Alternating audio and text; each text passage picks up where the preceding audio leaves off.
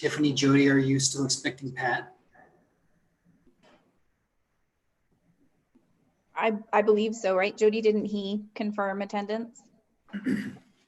Yes, he did. He did RSVP to the meeting. Yes. But hey, guess what? We have a quorum. That's exciting. Oh, hold on.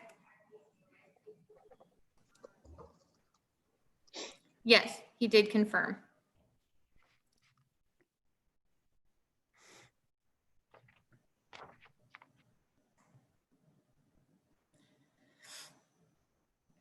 And I don't think we're waiting for anyone else. If we want to get started, it's noon right now. Thank you. I will say that Susan Firth with the city attorney's office is going to show up. And I'll text her when we're closer, but so she'll be joining us. Okay. Okay, Jody, I'll get started. I will call the July 2nd, 2020 meeting of the Missoula Parking Commission to order.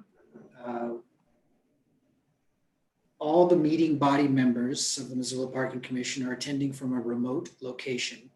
We are holding this meeting virtually, so we'll be doing public comment a little different than usual via a live call-in phone line, just like calling into a radio show or to make a pledge during a telephone.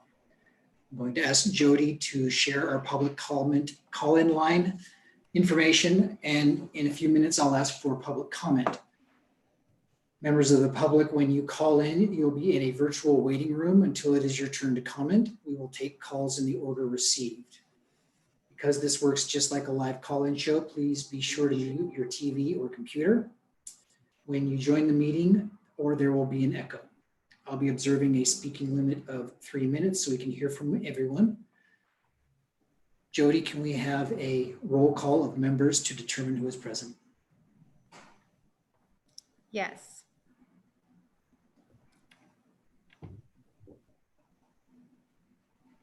I will unmute you and you can roll call. So John? Present.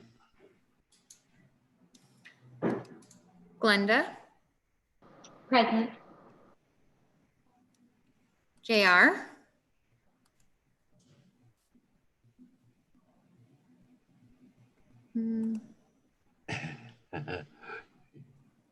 Sorry, present. Tiffany Brander? Present.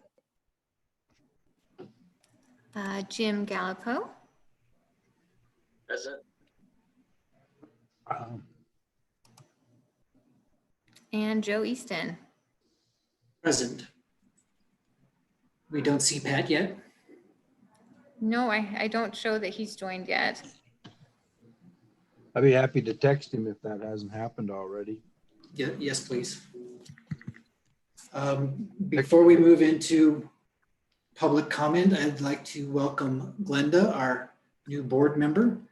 Glenda, if you could take a couple of minutes and introduce yourselves. I'm sorry that we are meeting like this for our first time, but I'd like to learn more about you and what interests you in the Parking Commission and anything that we can help you with.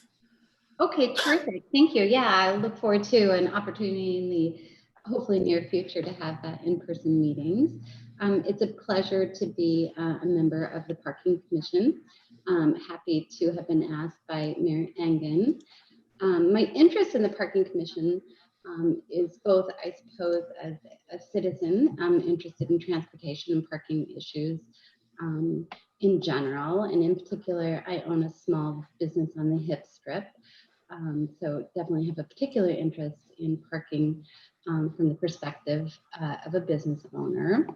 My background is in retail and operations and a little bit in logistics. I spent 20 years working for FedEx Kinko's and ran 1/5 of their retail organization for many years. I was previously the general manager for Republic Services of Montana, and I'm currently the director of consulting for MoFi, which is a nonprofit loan fund.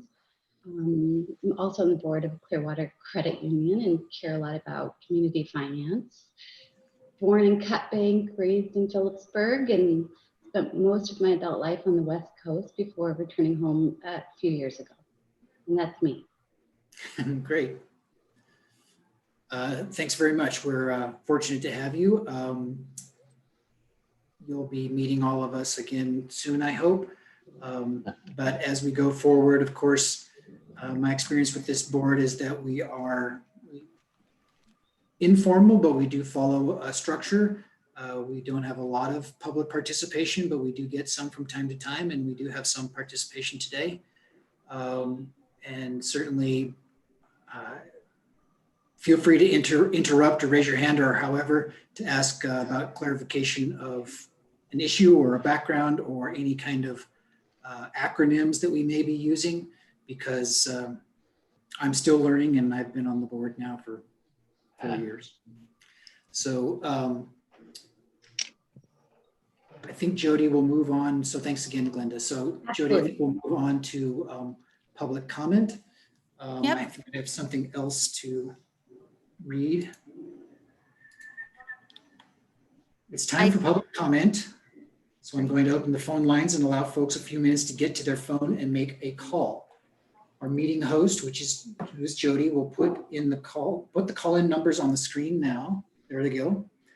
And I'll read them for some of our audience with vision difficulties. So 1-267-831-0333 and 1-888-475-4499. And the meeting ID is 960-049-3694. And we will answer calls in the order we received. Jody will let you know when you've joined the meeting, so please tell us your name, address, and what is on your mind. And again, I'll be observing a speaking limit of 3 minutes so we can hear from everyone. Pardon me, and I know we have also some emails to read into the public comment as well. So Okay. maybe Jody, we could start with those. Yep, we do have one number that's called in, so I'm going to admit them now. Hello, caller, last four of 0742. You're online. Hello, caller. Would you introduce yourself and your address and go ahead? We have a 3-minute speaking limit for public comment today.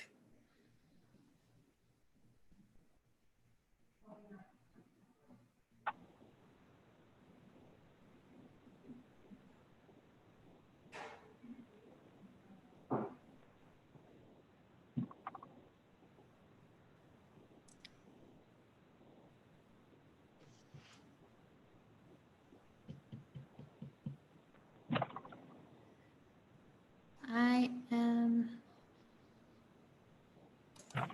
heard some rustling. Caller, if you're there at 0742, please go ahead. Introduce yourself. No, Joe, this is Pat. I'm sorry. I was sitting in the waiting room for quite some time, so I apologize. I'm on the road. Yeah, got it. Thank you, Okay. Pat. Sorry, it didn't show up with your name. I'll Okay. go ahead and change that. Okay, cool. So Pat, while we're at it, do you have any comments? I've got tons of comments, but they may Yeah. not be appropriate for this meeting, so No. I'll just let them pass. Okay, so, Okay, so let's we have- restart, Jody, and read the emails that we have. Yeah, and we do not, it looks like we don't have any call-ins, so I will go ahead and just start reading the comments that we have had emailed in.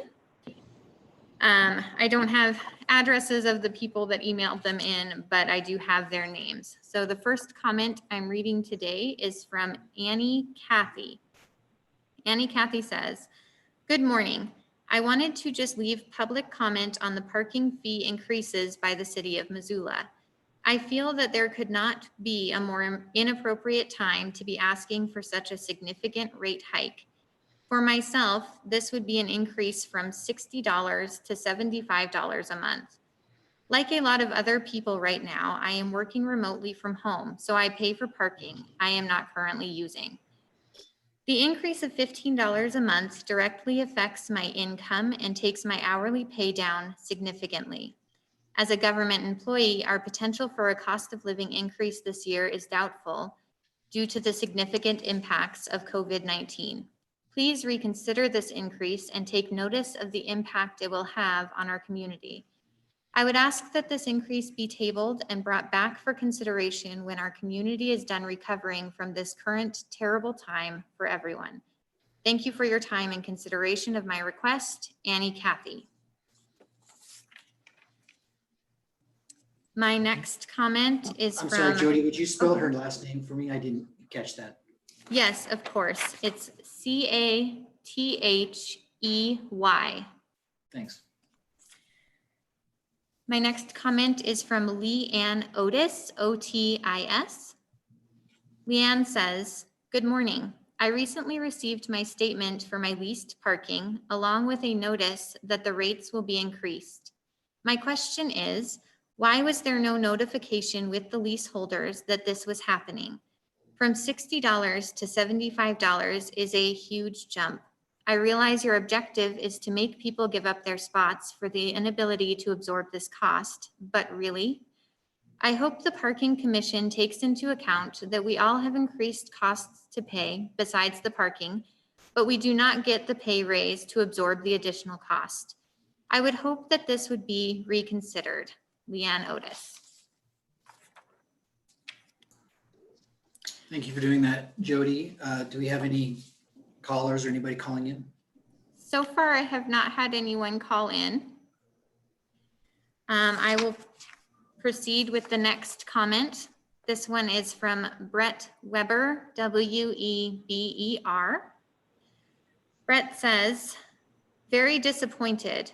Highest rates in the state, charging a premium price for substandard facilities.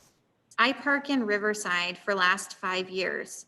Never seen any weeding or sweeping of the curb areas. The underground bank lot leaks and any vehicle parking there gets as wet as if parking outside. Only seen this area swept once. Currently, pretty dirty. Appears to be waiting list for all parking, which to me equates to 100% occupancy. Where are you spending our parking fees? Certainly not on upkeep." Sent from my iPhone. Jody, would you mind muting John for me, please? Yeah, no problem. Thank you. And it looks like Pat's not muted either. I will go ahead. Or Jim? Or JR. That noise. Okay, I believe everyone but me and Joe are muted now. I again do not show any new call-ins, so I have a couple more comments to read. Okay. This one is from David, David Bell from Alps Insurance. David says, "Dear members of the Missoula Parking Commission, as the former and current owners of the historic Florence building downtown, we took great interest in your June notice to leaseholders regarding the proposed parking rate increase. First, we applaud your decision to postpone the increase originally planned for July of this year, given this unprecedented time of uncertainty. Increasing parking rates at this time, or frankly any time over the foreseeable future, would be a terrible idea. Commercial parking owners with parking dependencies, especially in downtown Missoula, are already under tremendous pressure as tenants struggle to pay rent, and the work from home phenomenon raises uncertainty about lease, and by extension parking, demand on the horizon. Additionally, most employers do not fully subsidize parking for their employees, so this increase is effectively a tax increase on downtown Missoula workers. Further, on any given day, significant numbers of existing leased spaces are vacant when downtown workers are absent due to illness, vacations, etc. These absences are also often known well in advance. Other municipalities around the country have invested in tools to bring efficiencies and revenue to vacant space utilization. When leased spaces are empty, it frustrates potential customers who would patronize downtown businesses and deprives the city from the opportunity to double dip, earning daily parking revenue from vacant leased spaces. These tools are widely available. Increasing parking rates on the back of Missoulians and Missoula businesses before obvious efficiencies are utilized seems unwise. We encourage the Commission to capture the untapped value that is in front of us before adding additional expenses, burdens, and increased risk on the people of Missoula who park downtown. Sincerely, David Bell.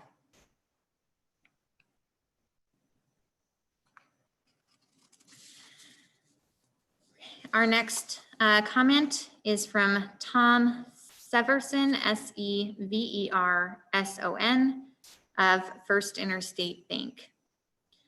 Tom says, "Dear members of the Missoula Parking Commission, as a primary owner and tenant of the First Interstate Bank building at 101 East Front Street in downtown Missoula, we are pleased to see you chose to postpone this increase given these unprecedented times.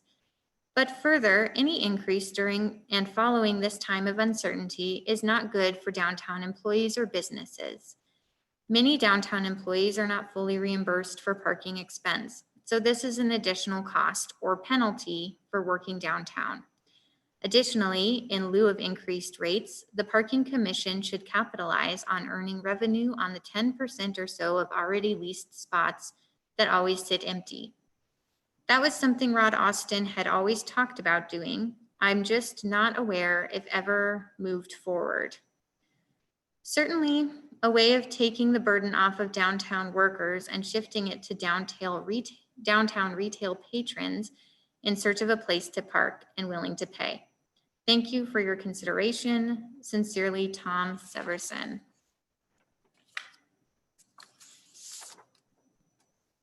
Okay, and I just have one more public comment that was submitted through email. This one is from Sue Stanley, Stanley.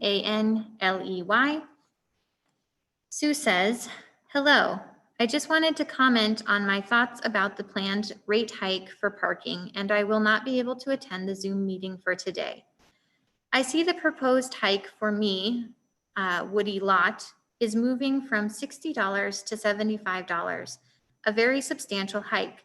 I work for Missoula County Attorney Office and have been working remotely from Condon, Montana since March 17th. Given the current COVID situation and the fact that I and my husband are considered high risk, I am told by my supervising attorney that I may not be back in the office until after the end of the calendar year. I spoke with your office in the beginning of the COVID closures to see if I could at least continue to pay for my spot and let someone who is working use it. I was told no. I am over 65, suffered a major broken ankle several years ago, and need to be able to have a close and safe accessibility to parking.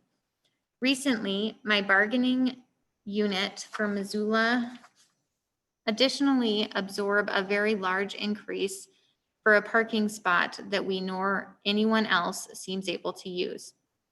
What does seem reasonable is to practice good faith for employees who only want to return to their jobs as normal and postpone this increase until next year. Thank you for the job that you do. Would it be possible for this comment to reach the board of directors? Sue Stanley. I also have one additional public comment from a leaseholder that I spoke with over the phone that was unable to make that comment. If it's all right with you, I will go ahead and proceed with that. Yes. Okay. The comment is from Sandra Morris. She was unable to virtually attend due to her work schedule. She would like the board to know she parks in the Woody lot and feels the $15 per month increase is excessive. She feels the $15 jump to catch Woody lot up to similar lots in the downtown core is unfair and shouldn't be such a large amount. Instead of increasing leases, she feels we should increase the fine amounts for people parking in the lease areas without a permit.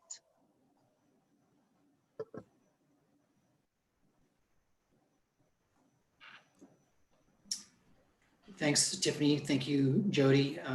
Anybody on the phone before we move on? I have not had anyone call in, no. Okay. I'm sure some of us have comments or responses to those comments, but I think they'll all be in the context of our discussion in the agenda. So without objection, I'll move on to number 4, any adjustments to the agenda from any board member. Seeing none, move on to number 5, approval of the May 18th, 2020 minutes.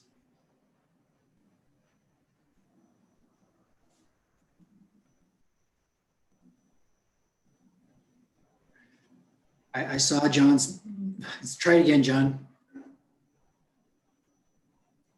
Nope. There we go. Motion to approve minutes. We have a motion in order. Do I have a second? Second. Second from JR.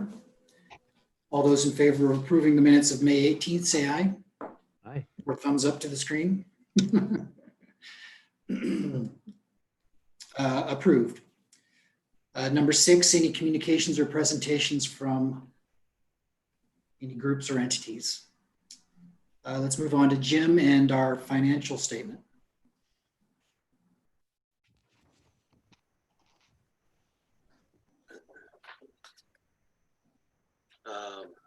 Okay.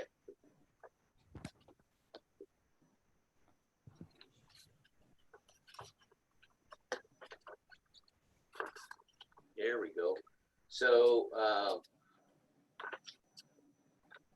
we'll just look, we've got the dashboard up there now, so we can just, I think Jody must be driving the screen. If you just want to go down to the first page or the next page.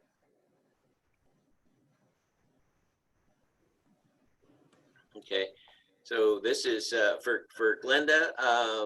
What we do on a monthly basis is we present the financial statements.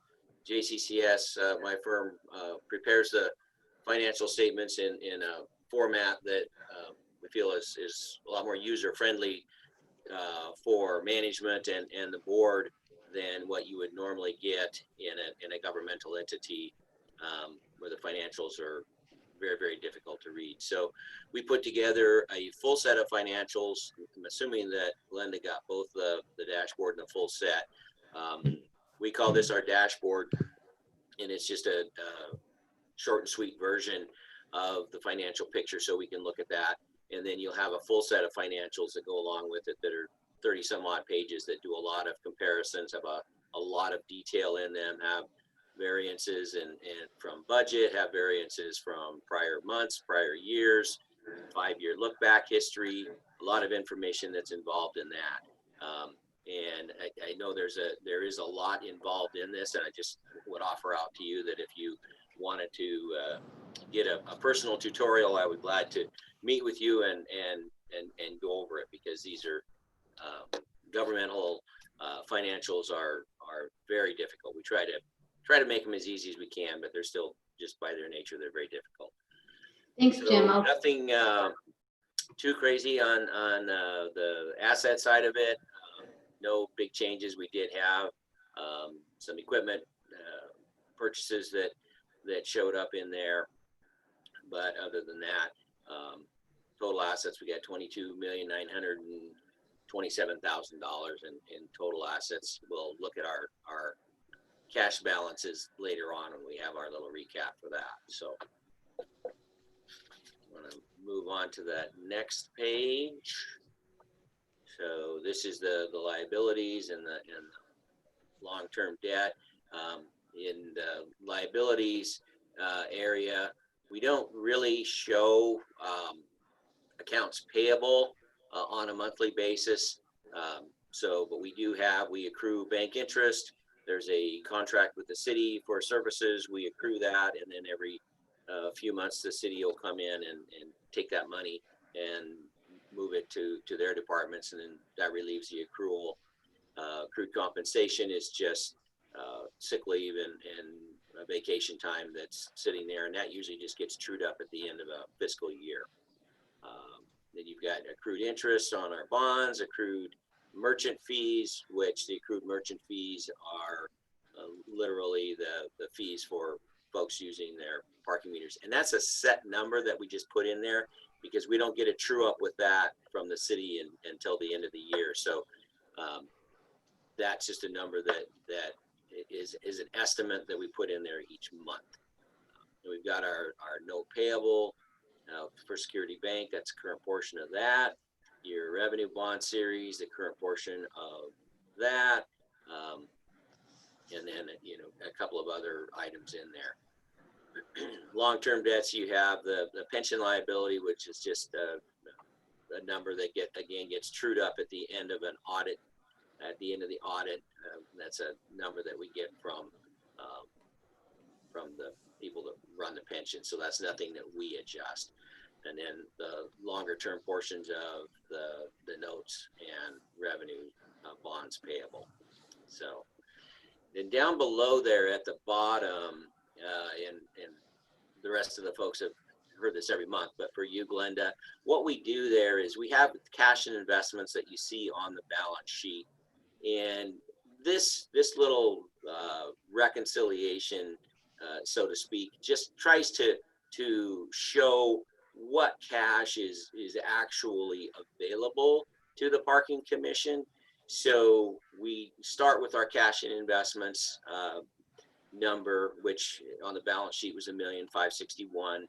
And then we take out those things that we've accrued. So the accrued city contract, the accrued merchant fees, accrued interest, 6 months worth of the notes, that type of thing that goes in there. And then we come up with net cash that is available to use. So out of $1,561,000, there's a little over $1 million that is there that would actually be available for the parking commission to use as it sees fit. So move on down to the revenues and expenses. Obviously, we know that, you know, we're coming into these months when our revenues are very, very low. But little bit, we've got a little bit of meter revenue in May. Our leased parking isn't all that far off because the leased parking, you know, just kind of goes along. Short-term parking is, you know, very low. So it's about $94,000 in revenue for the month. In our expenses, you've got your general and administrative, you've got meter expenses, personnel expenses for the month. That's a timing thing. It's normally not usually quite that high, but I think we had 3 payrolls in May, so it was higher than normal. And in some of the other expenses that we have do go down a little bit, but not a tremendous amount. When we don't really have a whole lot of variable expenses. So even though the revenue goes down, the expense structure doesn't go down tremendously.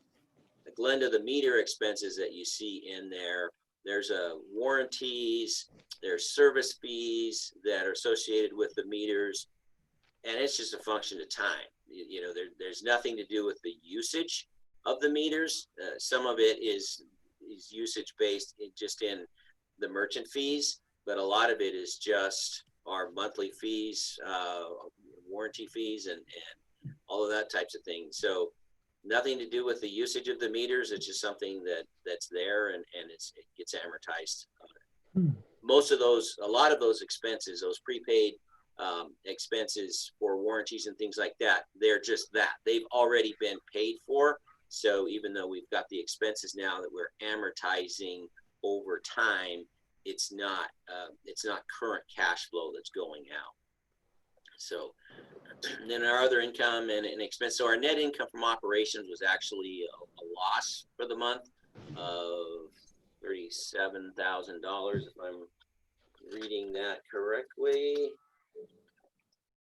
Yeah, about $37,000. Then we have other income and expense. We've got bank interest, we've got bond interest expense, our city contract, it's about $18,000 a month. Depreciation and amortization expense that we do, again, that's a non-cash expense. So when we come down to it, then our net income, our loss in this case for the month of May is 118, just about $119,000. Year to date, we have, if you look over one of those other columns, you'll see operational income where we have a $36,000 loss, right now. For the month, we actually, on a year-to-date basis, have that column right next to that.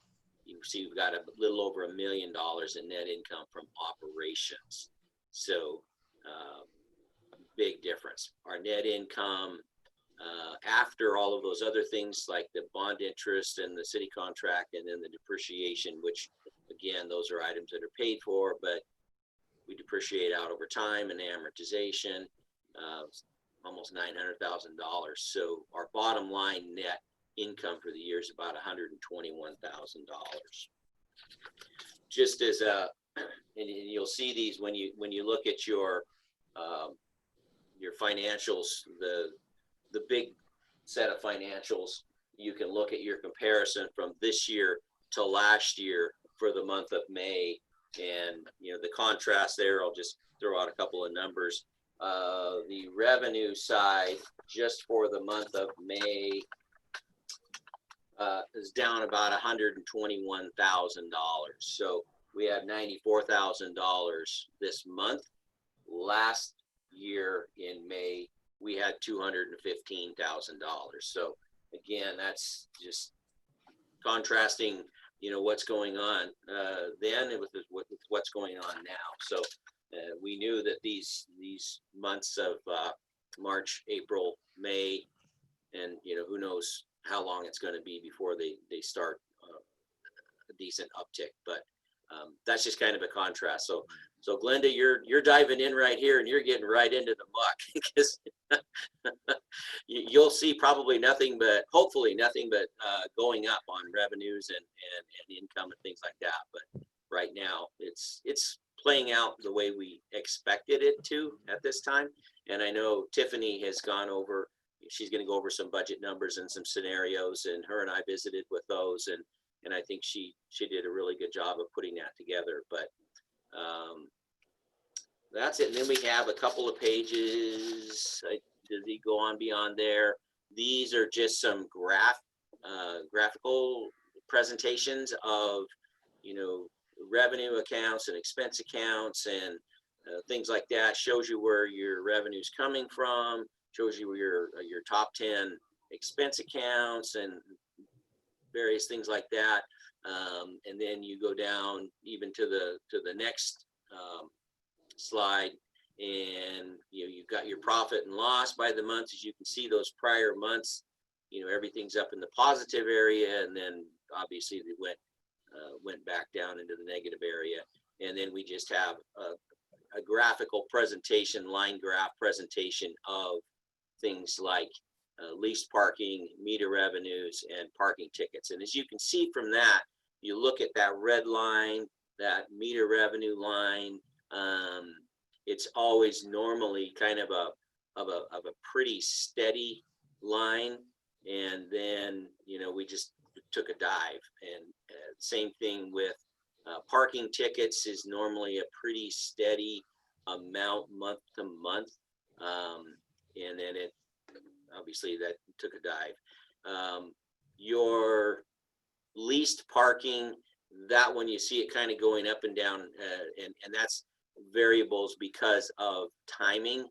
At quarter ends, there's a lot of people that are on quarterly billing, so you'll see that number tick way up at the end of a quarter, and then at the end of a year you see the number way up there. A lot of people will go ahead and pay for a whole year in advance. A lot of the larger businesses want to get that deduction in. So that's kind of a little bit of explanation on what those various lines are. And then you've got your various couple of your larger expense accounts that come into play there. That is that bottom line. I can't remember what's the next page down below there. Oh yeah, then we've got just a graph of our cash and investments. you can see that's kind of built up over time. Generally, it builds up until we have a major expenditure of some type or another, or a few years back, put some of that money and invested in it when they were redoing the bonds, and then you'll see your long-term debt and assets versus liabilities. So that's where you're at right now. Any questions that I can go over with you?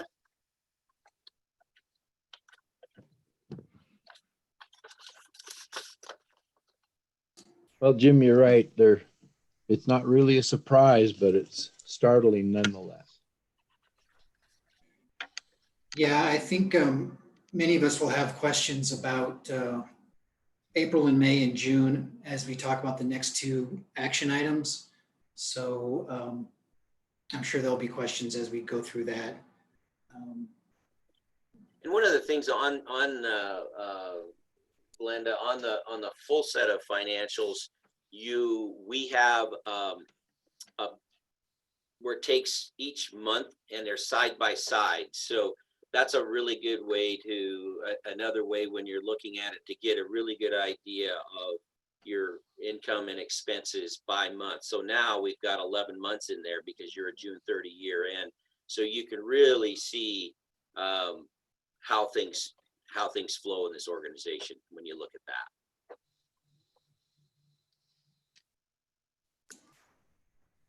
Any questions for Jim at this point before we go on to the director's report and then our action items? Okay, thank you, Jim. Stick around, please, because I know we're going to have some questions for you during our action items. Tiffany, go ahead. Thank you. We've got a lot to cover today, and I will definitely have comments before each action item for discussion. So I'm just going to provide a quick director's report, which is essentially just an update on where we're at operationally with our staff, just so you folks know. We are back in the office with one admin in the office on alternating days, Tuesday through Friday at this point. And so they're either Zoe or Jody are in the office and helping with appointments. As you know, our vestibule is too small to have the office open to the public at all times. So we're serving on an appointment basis only, and that will continue for the foreseeable future. However, on July 13th, we will have all staff in office Monday through Friday. So it'll be that entire 5-day period from 8 to 5. And so it's just a small change that we've had. Zoe and Jody have been very busy with appointments for all of the permits and just people coming in trying to get their loading zone permits and their residential permits. And again, I just have to thank them immensely for all of their hard work and just point that out to all of you as well. And if there's no questions, we'll just go ahead and continue on at this point. Any questions for Tiffany about something that we're not going to cover here in the agenda? Okay. So let's move on to our budget. Our budget and our financial status and our decision to raise our lease rates as well as postpone those lease rates are all intertwixed and intertwined. So I think, at least certainly speaking for me, for the first time of my service on this board, that this is a time for us as a board to critically review the various scenarios that Tiffany has brought forward. This is an opportunity for all of us to more deeply understand the choices that she is putting forward. And it's all related, of course. We have last meeting, Pat and I requested some budget scenarios, and in particular, the obligations that we have through our bonds and our bond covenants. And so in your packet this week or last week, you got a letter from Ellis Courtney at Dorsey Whitney, and it's definitely written from a lawyer's perspective, definitely written like a lawyer, no offense, JR, but the overall, the upside or the major point is that 135% average annual principal and interest requirement. as we start talking about these budget scenarios, that is the threshold or the floor that if we were to go under as a commission, the bondholders would have the right, pretty severe right, the right to sue the commission to minimize expenses, raise revenues, which of course ties into our leased parking rates discussion. We aren't there now. We're not even close to being there, but some of these budget scenarios obviously get us quite close to that. So I'll give it to Tiffany now for you to walk us through how you created these different scenarios. And for me, Jody, after Tiffany describes these accounting codes that are up on the screen now, to bring up those various scenarios and walk us through them.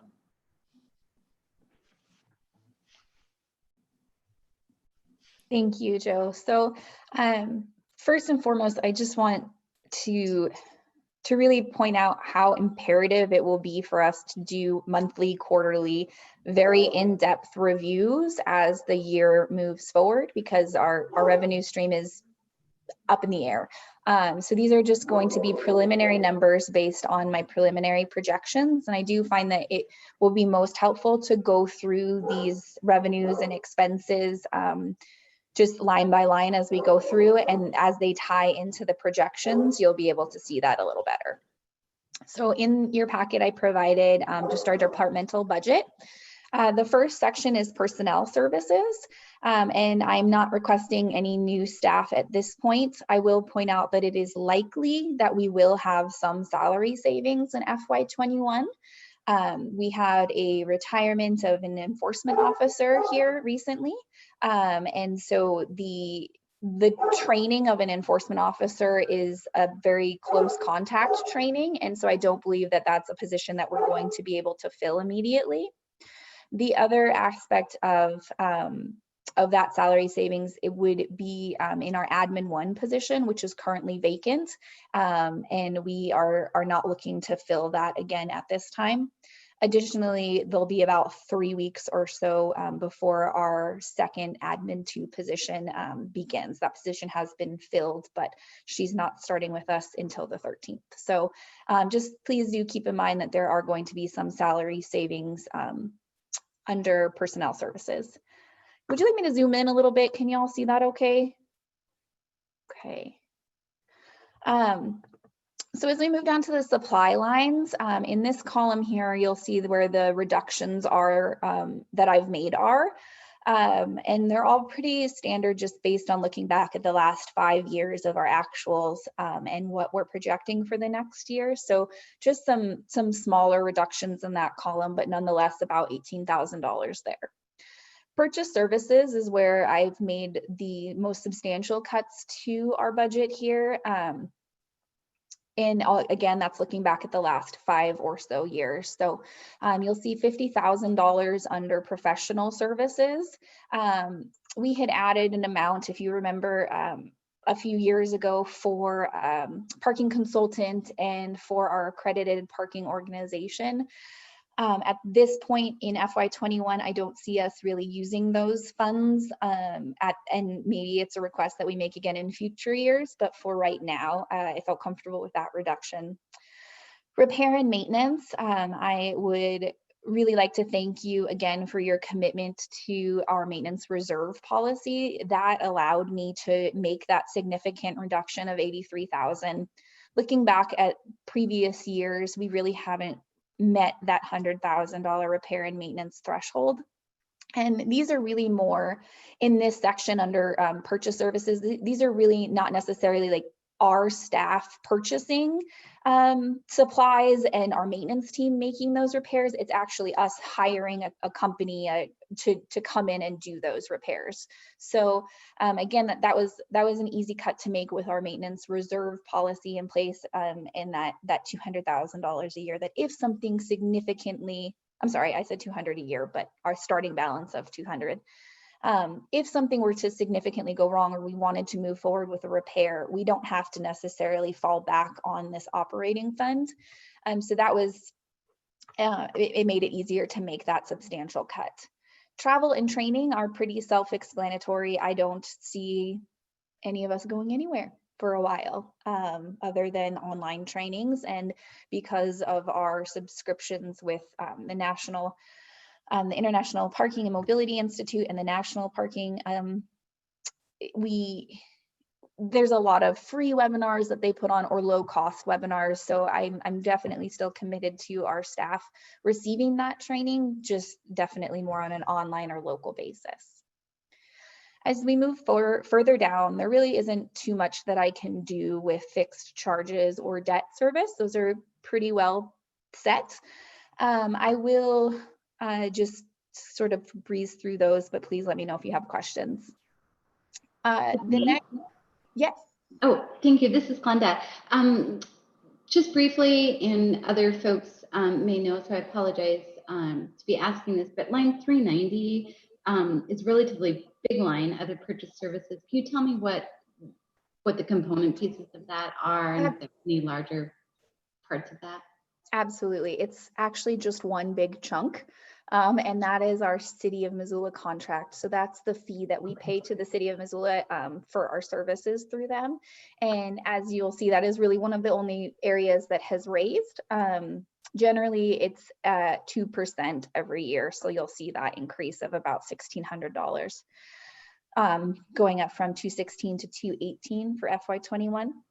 That's also decided as part of the budget that council approves, because those funds go into the general fund. So that amount at this point is a guess. It could go down, it could stay the same, it could go up. So right now the estimate is that 2% increase that we've seen in years prior.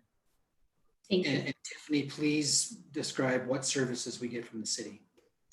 Sure. It ranges pretty much anything that you can think of that a city department would do. So the city attorney's office, any legal advice that we need. We do hire Dorsey Whitney for anything that's regarding our bonds or anything like that, but just general things like this surveillance policy, the video surveillance policy that we're going to be looking over. Anything that we need vetted through the city attorney's office is included in that. Our financial services is a large piece. IT, so anything relating to IT, phones that aren't cell phones, but actual like office phones, internet, office equipment, a variety of IT items, and then engineering, any questions that I have for the city engineer, that sort of a thing. So we don't technically get a breakdown of the actual services that we receive from each department, but it is delineated by the city within their city general fund. And is it based on revenue, or how is that amount determined? Or obviously it goes up 2% approximately per year, but is it tied to the size of our organization or the revenue we generate? That is not a question that I have an answer to.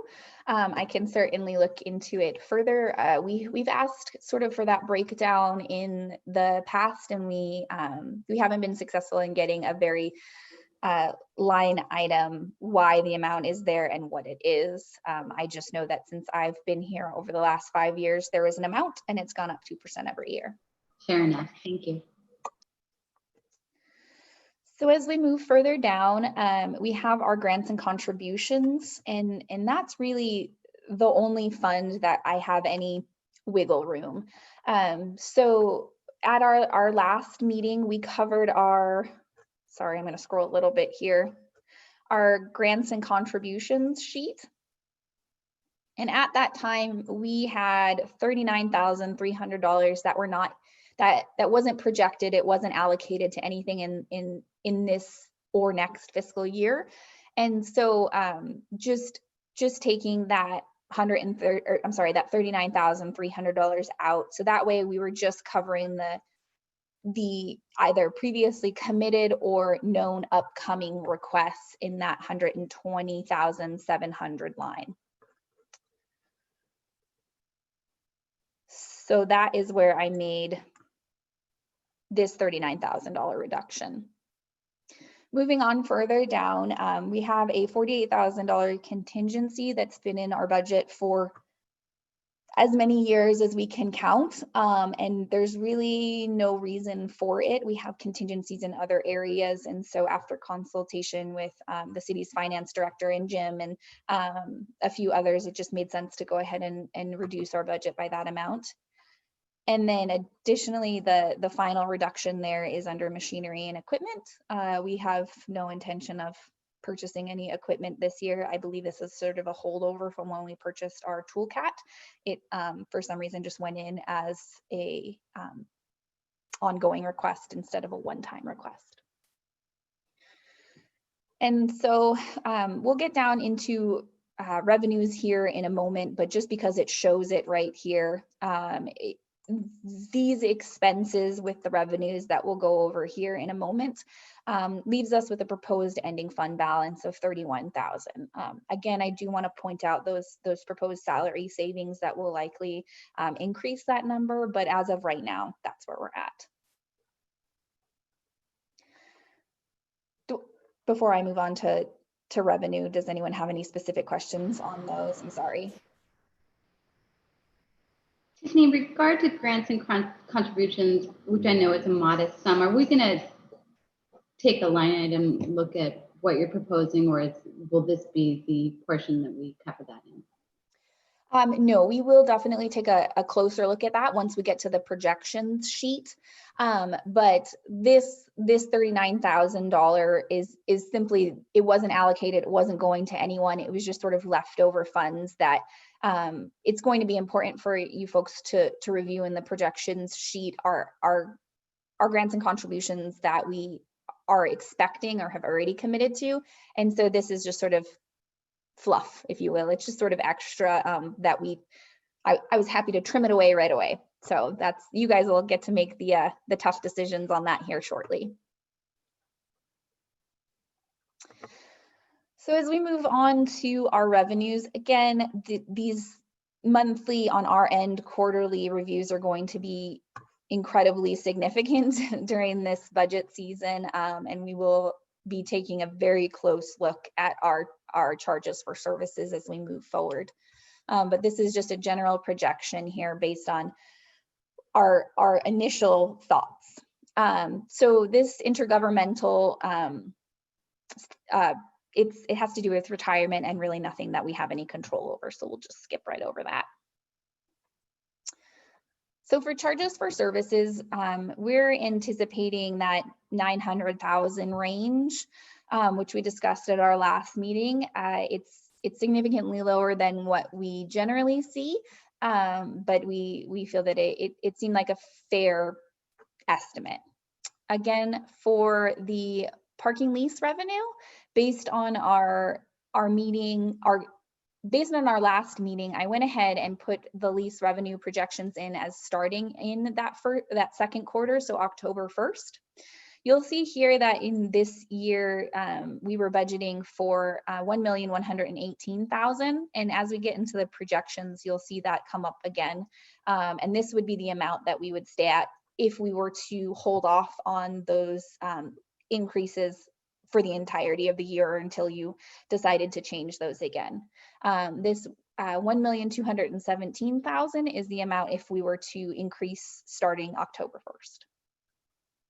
Operations in office looks like a significant jump, but that's really just due to an error that we've had in the labeling of our what we call pay on foot stations. So when people pay via cash or card at the pay on foot station at the Park Place garage, that was never included in our office operations, whereas the Rome garage and the Central Park garage pay on foot stations were. So that's really, it's not much of an increase. It's just adding what we're already expecting for Park Place. And that does include the additional spaces that were approved earlier this year that we changed from lease spaces to hourly spaces. So there's a small increase, but not significant. Moving down to boot removal, this is simply the fee that we charge for anything relating to boot removals. So not much of an increase, but we have noticed a steady increase over the last few years. So just sort of trying to keep in line with that. Parking ticket revenue, we have historically over the last few years set this $220,000 threshold and have consistently gone over that amount. However, with the lack of writing tickets during the months of April and May, and then just the slower sort of vibe that we're having downtown, we did think that just sticking with that 220 would be sufficient for now. In miscellaneous, and the miscellaneous category is really just generally sort of what we continue to see. So there's not too much there, but those are where we're at as far as revenues go. So a small increase from what we were projecting for FY 2020, but not as significant as we would have hoped pre-COVID. In part of your packet, you did see the Dorsey Whitney letter from Courtney Ellis that Joe briefly touched on, and I won't go into too much details, but essentially we're required to establish and maintain rates, fees, charges, and any rentals for our facilities that are sufficient to produce net revenues that are no less than that 135%. So it is important to know in this case, and I believe I said it at the last meeting as well, that our cash balance doesn't matter for bond coverage. It is really our net operating revenues for FY21. So that's a huge piece of why it's so important for us to be very conscious of our revenues and our expenses as we move forward. Joe and Pat talked about some worst case scenarios at our last meeting, and just based on this email from them and other conversations that I've had, we would, if we were to default, there's basically three things that could and or have to happen. One of those things is we would have to retain a parking consultant to prepare a report regarding the manner in which that we've carried out the requirements of our bond.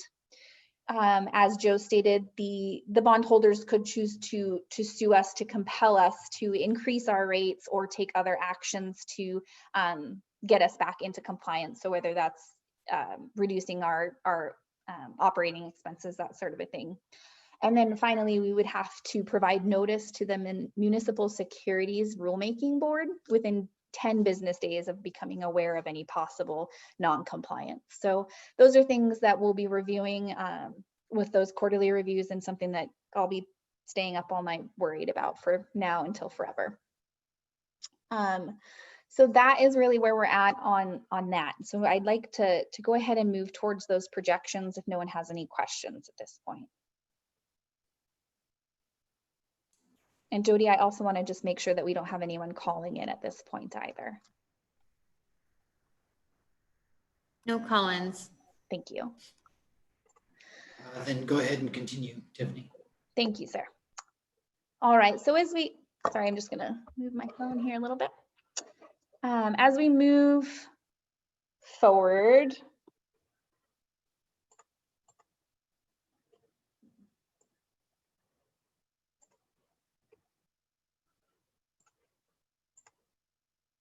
okay, there we go. Sorry about that. So as we move forward with our projections, I provided with you with this first column here, which is essentially just taking everything from the budget that we just looked at and putting it into a spreadsheet that shows our coverage. So at this point, with everything that we just went over with that 900,000 in meter revenue and our parking tickets staying at 220, our leases increasing starting October 1st, we are looking at a debt coverage of 1.97. So definitely a comfortable space to be in. But again, being aware of what may or may not happen with our revenues. As we move forward to scenario 1, I kept those increases in October, and then I lowered the anticipated meter revenue and tickets with no changes to our expenses. So as you'll see in scenario 1, this is just saying that, you know, maybe our short-term our metered parking goes down an additional 200,000, and our parking tickets, we're only collecting 200,000 instead of 220. and then keeping all of our expenses the same. And that there would end in a 1.54 coverage. So again, comfortable with no changes to expenses. As we move to scenario 2, this is where we start to discuss the possibility of not increasing leases at this time. So that would keep us at that budgeted $1,118,000 where we currently stand for FY20 budgeted, and would not include any lease increases at that time. It also reduces that metered parking, and it reduces the parking tickets. There are no changes to expenses at that point either. And that takes us right to that 1.35 that we cannot go any lower. Sorry, Tiffany. Yes. Jody, would you unmute Pat? He has a question.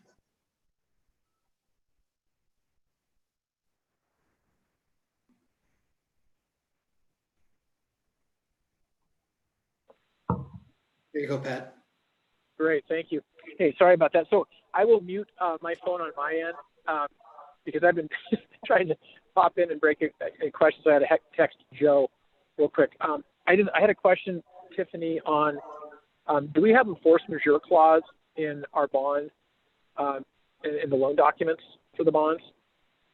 Do you know, did Courtney address that by any chance? No, I don't believe, We not do not, specifically. She did not specifically address it. Okay, well, that would be a question I would have, because it's not uncommon for loan documents, or in this case, for the bonds, to have something related to force majeure. So just if you follow up on that, that would be great. Yes, sir.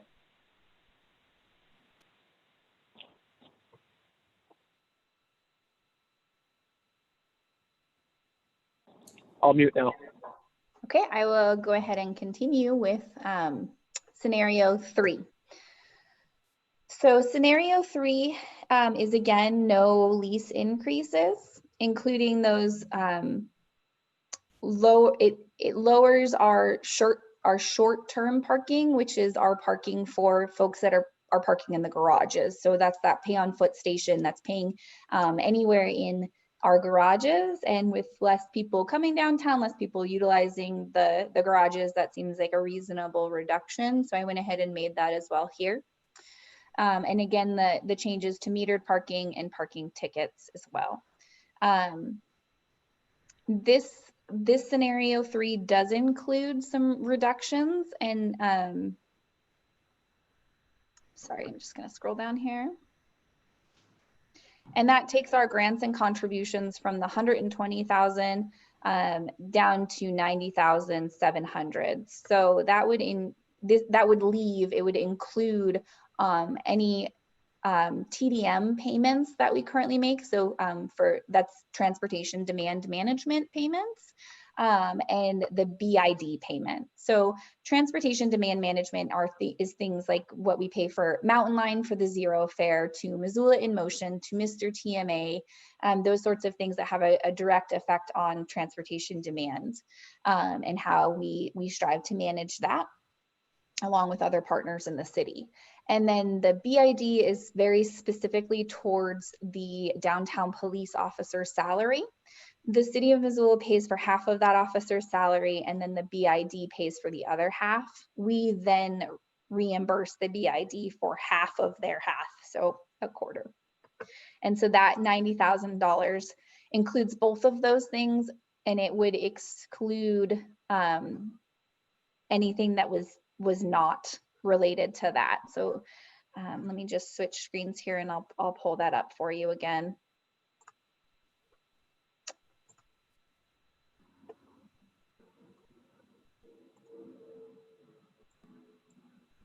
So if you look here, that includes the total TDM of 53,000 for anything that's in purple. So that's Mr. TMA, the first night pledge, Mountain Line zero fare, the out to lunch bus sponsorship, Missoula in Motion CMAQ request.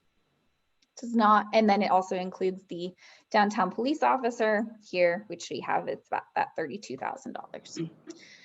It does not include anything else. So things that are anything else include the MDA marketing campaign in the amount of $30,000, big art contributions, and things that we've funded in the past that I don't really see any requests coming in for this year, like the International Choral Festival obviously is not happening. And then the Wayfinding Committee and the Downtown Master Plan, we've made significant contributions to in prior years. I do see that there might be some master plan contribution requests that come in just because that's an ongoing project that we've been a significant partner to. But at this point, we don't have any requests for that.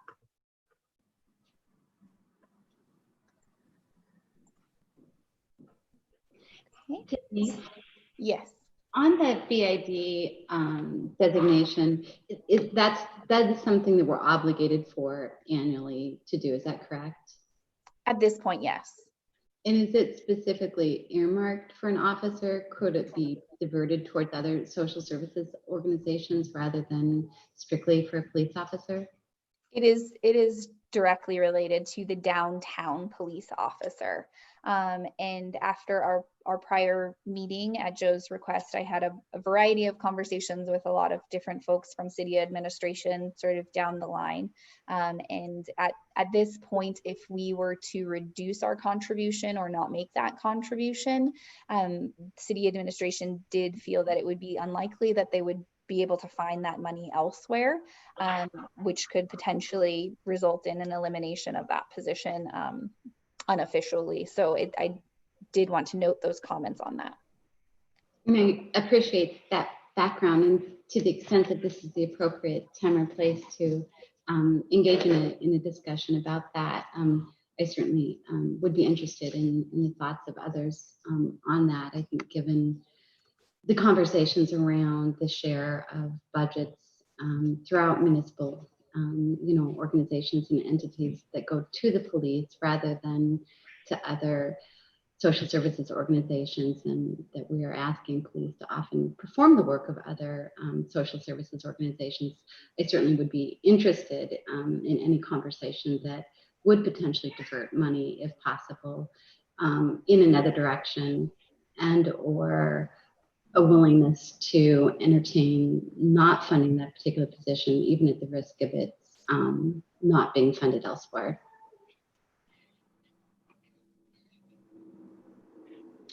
Yeah, that's reasonable, Glenda. I think once Tiffany wraps up her introduction, we can start diving into some of these specific numbers and start looking at individual scenarios. But yes, come back to your comment when we get further down the meeting. Thank you. All right, so with those changes, that would again leave us with coverage of about 1.35 right at that threshold again. So moving on to the fourth scenario, prepared for your review is we have, sorry, all of your faces are covering my columns here. Okay. So in this scenario, we have, again, no lease increases, lower meter revenue, lower tickets, lower short-term revenue, and then only including those grants and contributions that are directly related to our mission and transportation demand management. So that's just that 53,000 going to Mountain Lion and Missoula in Motion and the Mr. TMA, those sorts of things. And that there would leave us with 1.43. So it's definitely a more comfortable coverage level, but all of them are achievable and doable. So with that, I will be happy to answer any further questions, but I will leave it for your discussion. Any interim questions right now for Tiffany?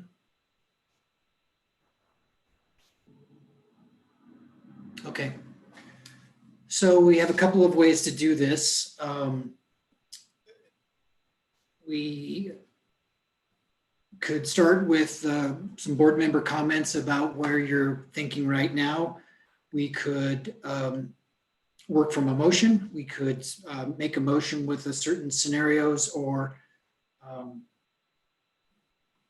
environments that you want to discuss with the board.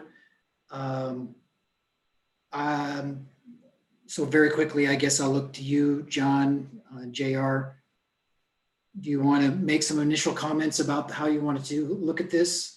And Glenda, again, this is, the board hasn't done this in the past. We've usually been fortunate enough to look at our past performance and make reasonable projections, but we're all in a brave new world. So Pat, also, what's your opinion on how to proceed towards approval of a budget?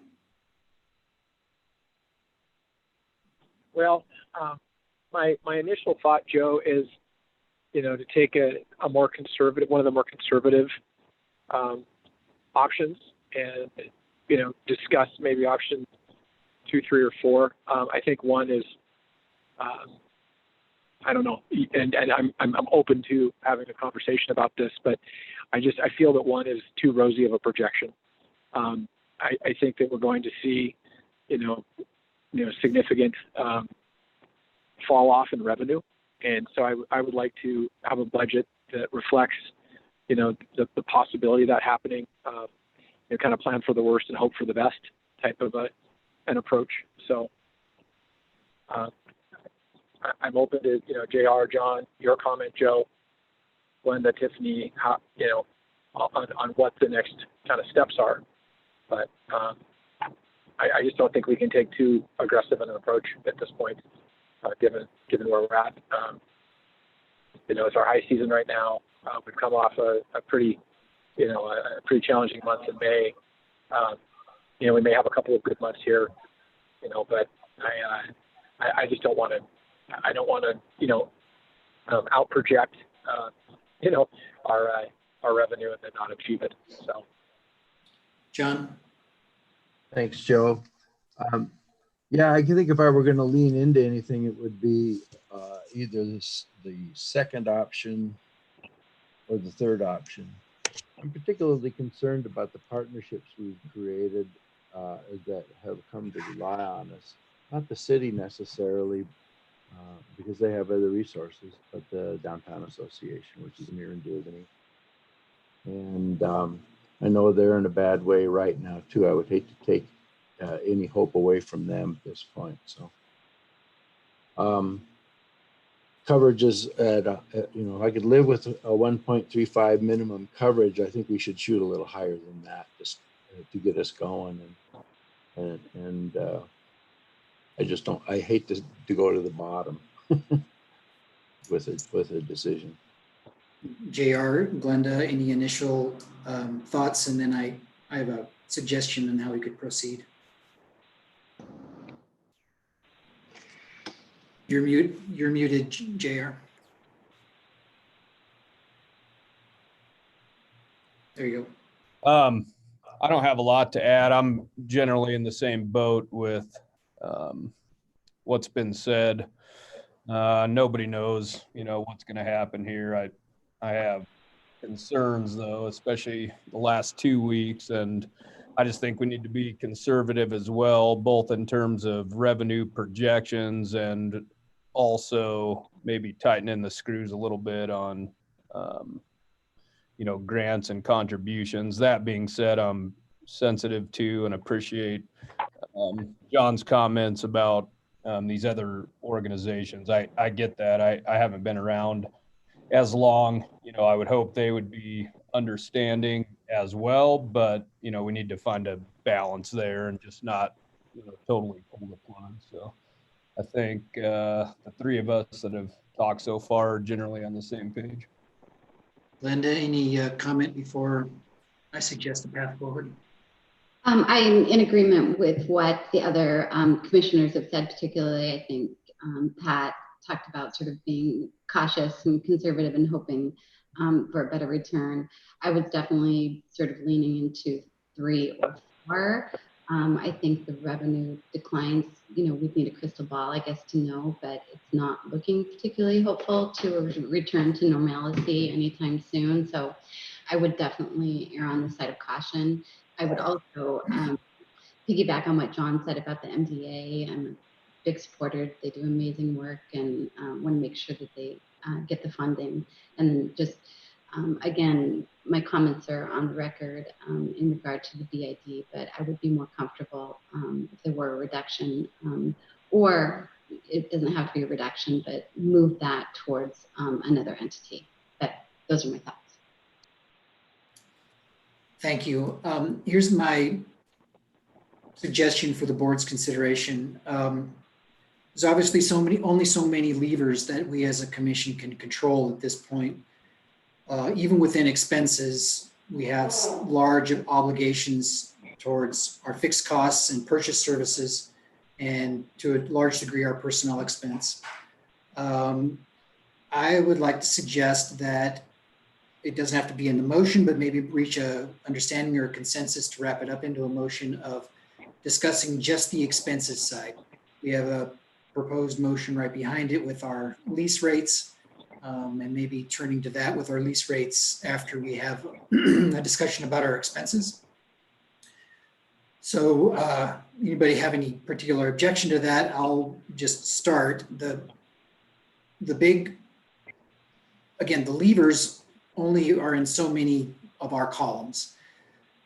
Tiffany mentioned personnel expense has some vacancy savings in it. And while she in line 17 has kept that same 780,000 all the way across, she, with reasonable expectation, expects some vacancy savings in that. So it's been my experience that not necessarily would we want to reduce that line item to reflect vacancy savings right now, but understand that as a commission, as we get further into the fiscal year, that may have some found savings. I mean, real savings, no cash expense, because as she said, she's leaving an admin position open.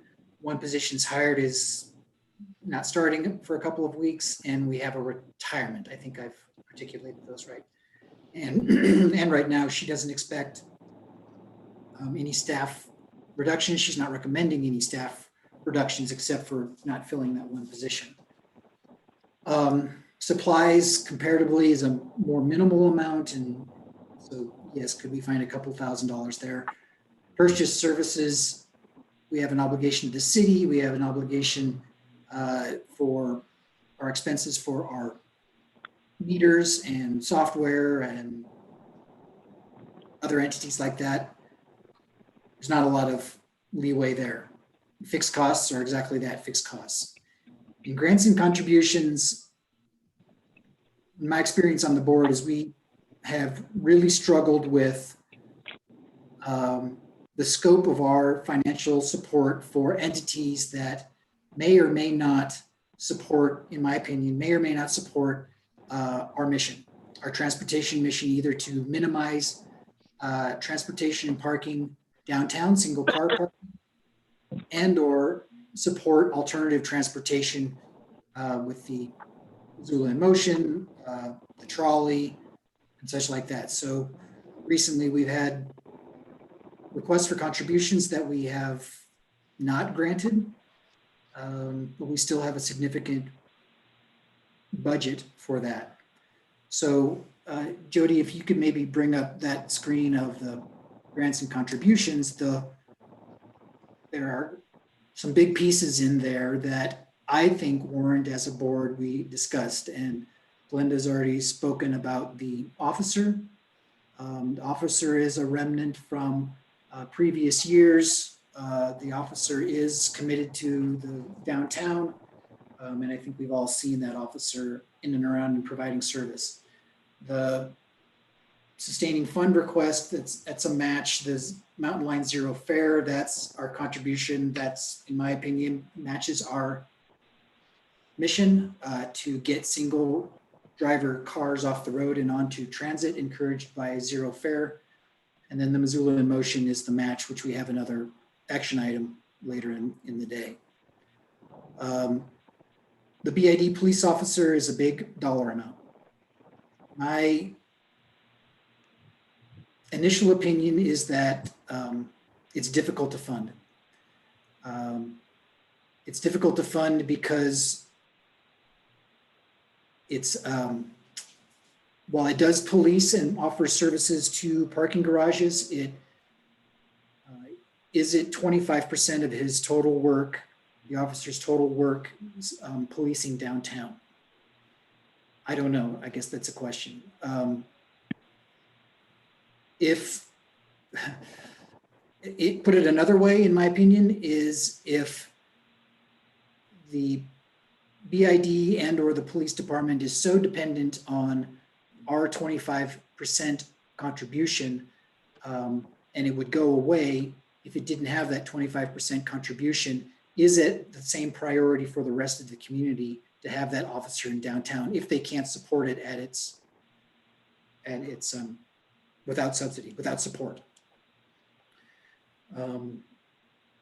So I guess, we could be formal about this and make individual requests or motions about each of these expense items, or we could kind of reach a consensus or understanding, even if we have cross votes, that's okay.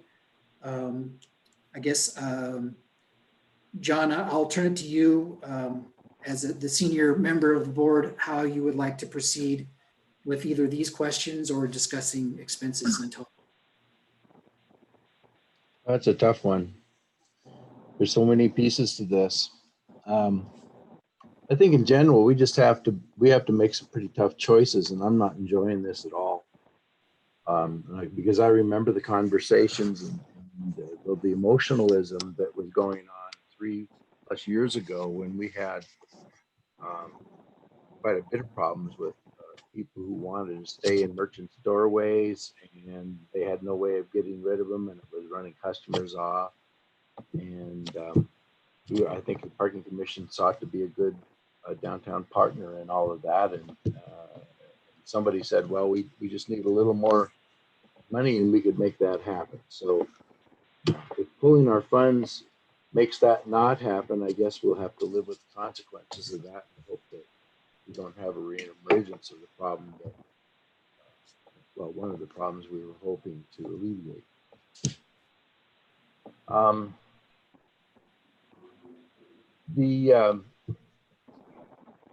think it's, I suppose, Joe, we could be doing piecemeal with scenarios 1, 2, or 3 and saying, well, we want some of this and some of that, but really grants and contributions is one of the big places.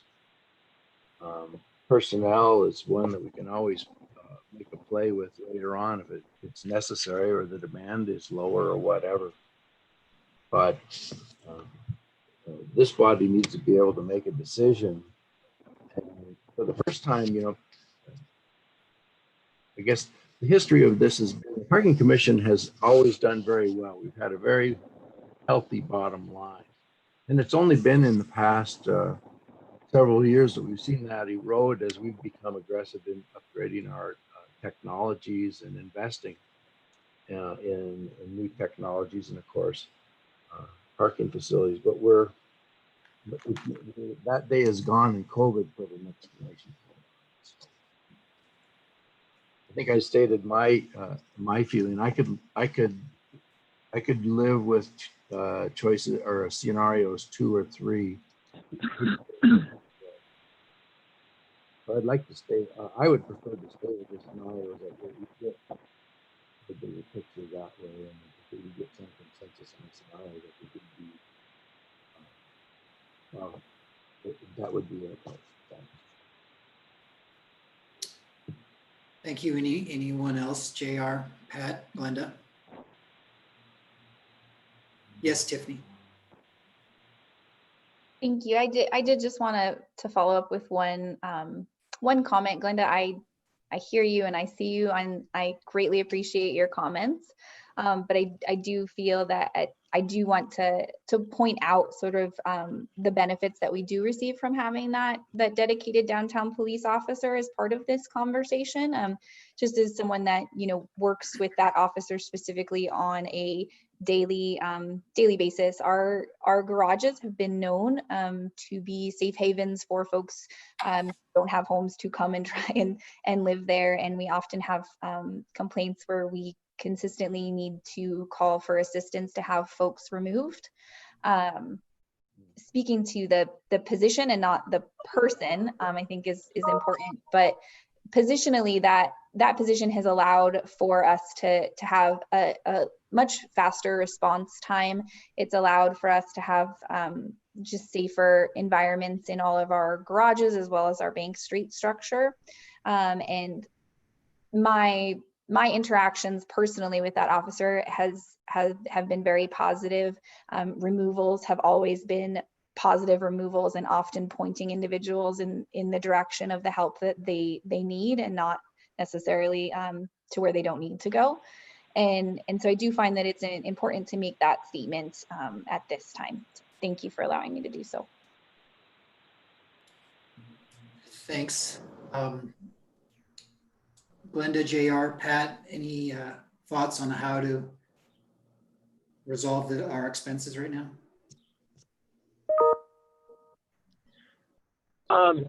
Yeah, I remember, thinking about the downtown homelessness problem, 3 or 4 years ago, and I do think it's, for a variety of reasons, improved, and I do think that the officer, having a dedicated officer downtown, is really, in a sense, part of our mission, in that our core mission is to provide parking, obviously. And then it's like, what are we providing parking for? We're providing parking for employees who work downtown, as well as patrons who are visiting the retail shops. And so if that experience is diminished by virtue of, panhandlers and other, folks, I think it is consistent with our overall mission to fund a portion of that officer's salary. That's one thought. I guess also, so Tiffany, would you give a summary of all of the contributions? I read it, but I don't recall exactly what the total bottom line is, and kind of a breakout by, a line item breakout of the various contributions at this point.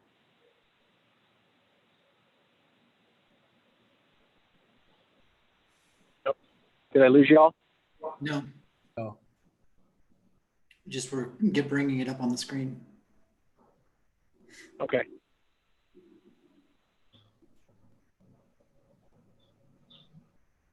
Okay. Can you hear me okay?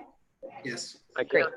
All right, thank you. So under TDM, so Transportation Demand Management contributions, we have $6,000 to the Missoula Ravalli County TMA Sustaining Fund request, which is essentially Mr. TMA. It's a van pool program that provides transportation from folks who live out of town to get to downtown.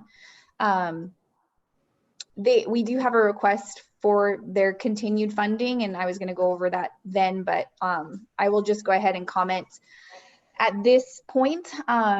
Based on our last communication with them, the Mr. TMA service is about 50% of their rides are going directly into our jurisdiction, and not other portions of the city. So it's directly serving the downtown community. In FY19, that equated to 9,400 rides, saving 310,000 miles not traveled and 15.49 tons of emissions not emitted. Also in the TDM category, we have the first night pledge, which historically has been $3,000, and that contributes to the shuttle program for first night.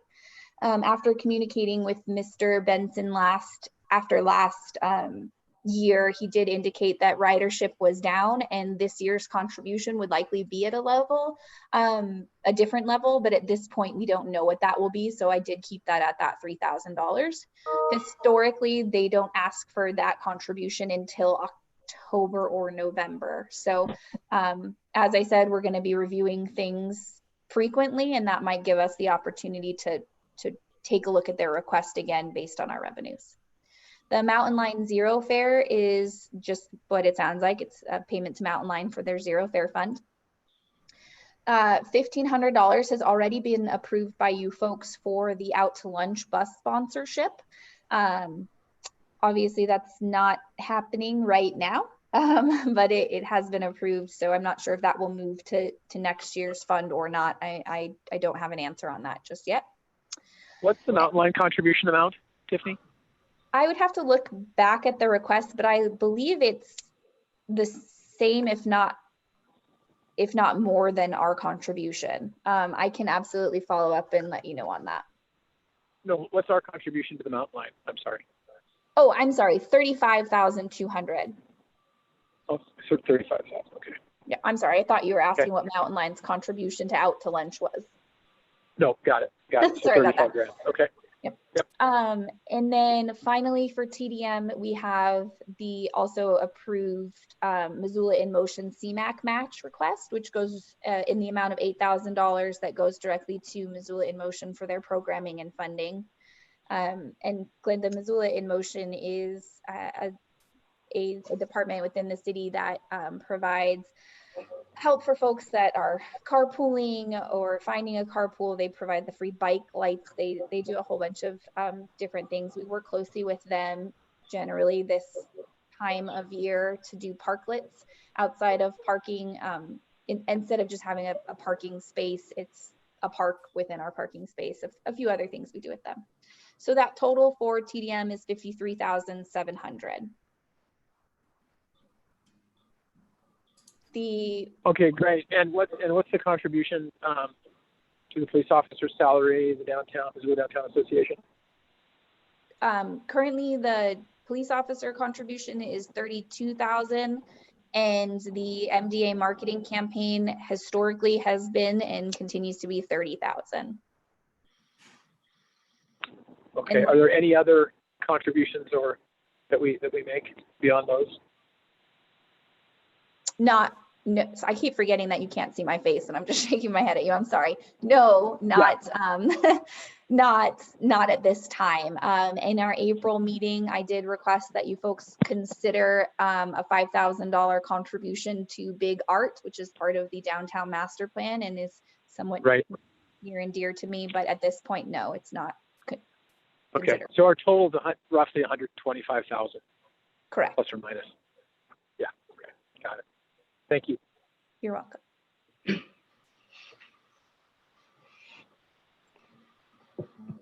Tiffany, I appreciate your thoughts and some of the history from John on having the police officer and the reasons that we chose to support that.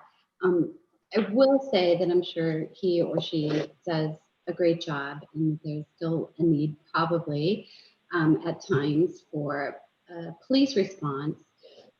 But I do think we have more people living, working, and staying downtown, and the tenor and sort of vibe has changed considerably. I think there are a lot of reasons for that. I think a lot of good work has been done to reduce homelessness. I can say from the perspective of some business owners that I've spoken to is that we would like to see a resource that's a non-police resource that we could call to help folks who are inebriated or experiencing homelessness that is not a police response. So to the extent that there still may be a need, I don't know that it's best served by a police officer strictly. There certainly is some need for that.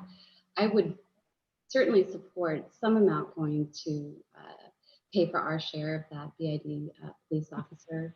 But I think 24% of our total budget is in a time where we're having budgetary cuts. It's a large number. I would propose something closer to 5%, which would be about $6,000, with either a reduction of the remaining amount or the other monies going to the Poverello or the Missoula Housing Authority or some other entity that works to help the populations that we currently may be policing when there might be a better solution.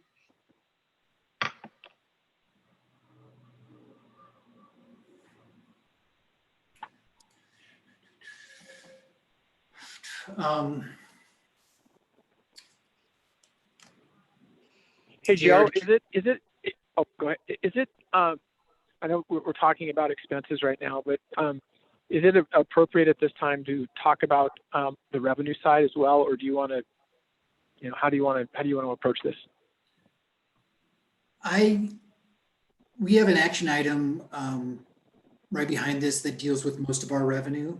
As I Okay. say, when I started, I think there's only so many buttons that we can push. Expenses is more largely in our control than our expenses, because we don't know what short-term or metered or parking tickets will necessarily be. We can control leases, which is part of our discussion. So I guess I'm just, the board's pleasure, if we can work from any motion that you want to make. I'm inclined right now to move towards either a motion or a determination about our expenses divided by those 5 lines. And even if we have to get down into the granular with grants and contributions, I think that's appropriate as well. So Pat, I guess I'm saying, let's settle expenses first. Yeah, understood. That makes sense. JR, you're still on mute.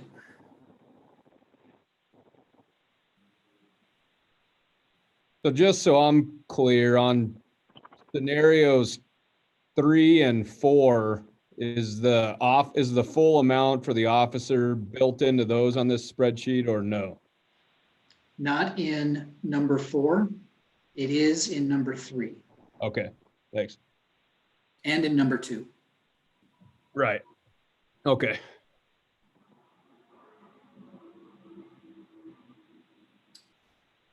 So board, I think I'll ask for a motion on our expenses, or call for an understanding, either for an expense budget by a dollar amount, or you can get down to grants and contributions and make a suggestion that way. I will say, perhaps everybody saw this, but because we're virtual, I want to make sure that the public is also aware, as I received and I see all of everybody's emails on this from Linda McCarthy with background on the officer's activity. And so maybe, Jody, we can read this email into public comment when we get to an action item.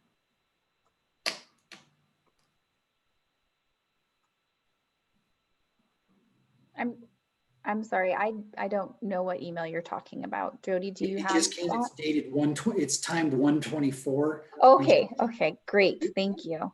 Yeah, no, it came from Linda, who obviously is listening to our discussion, so I'm glad that she is participating. Thanks, Throw me- We'll Linda. find it. Thank you, Linda. Yeah, and Glenda, it looks like she has, so Linda, perhaps it'd be appropriate if you can to call in for this discussion. If not, then we certainly can read your email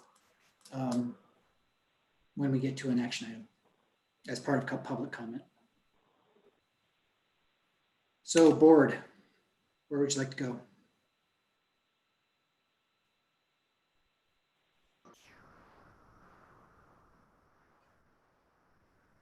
Joe, I know I'm new here. Are you looking for a motion from?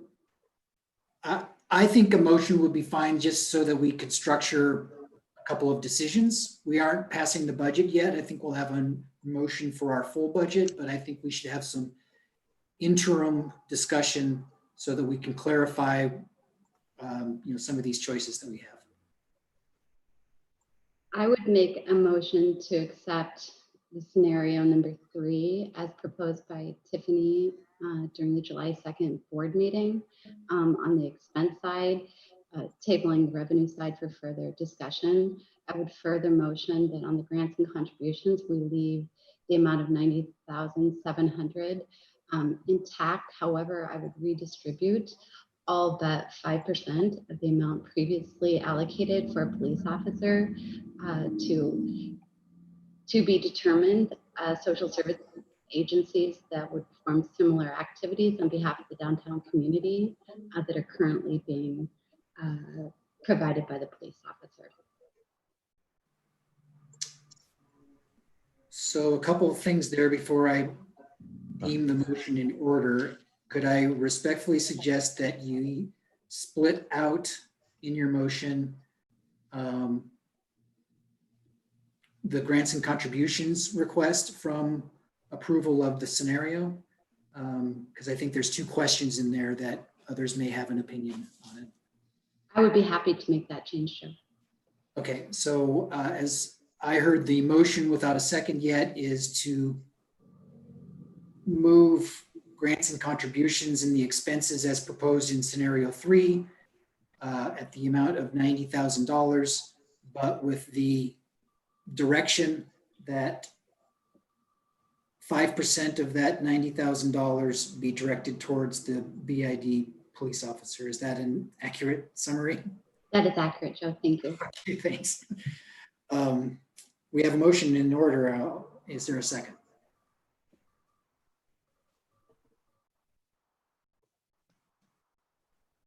Joe, would you repeat the motion again so I pulled over so I can look at the documents. Sure. So And Jody, help me with this, please. Glenda moved that the grants and contributions proposed budget of $90,700 be approved with 5% of that 90,000 be contributed towards the BID officer.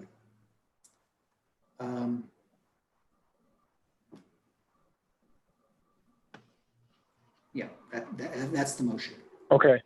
So I guess for some clarification, the $90,000 then, does that, so we would remove the downtown police officer, the 32,000, that essentially gets us to 90 plus or minus a little bit north of 90,700. And then we would, included within that would be 5%. So 4,800 would be contributed toward the downtown police officer. So what other line items then would we either forego or reduce? Would it be a pro rata distribution of the $90,000 minus the 5% to the 5% of 90,000? So Glenda, all these? Correct me, but in scenario 3, Pat, our grants and contributions for our TDM program support, so the Mountain Line, the First Night, the Mr. TDA, those that are transportation demand management line items, plus the dollar amount that was in this scenario 3 for the full funding of the funding of our share of the police officer. But what I think Glenda's motion is requesting is, instead of 32,000, that it's $4,500 towards the officer, and the remainder 27,000 is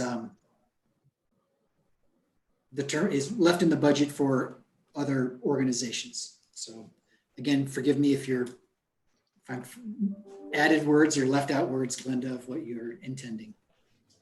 You're doing a good job paraphrasing what was originally too many words. Thank you, Joe. So we have a motion in order, and looking for a second.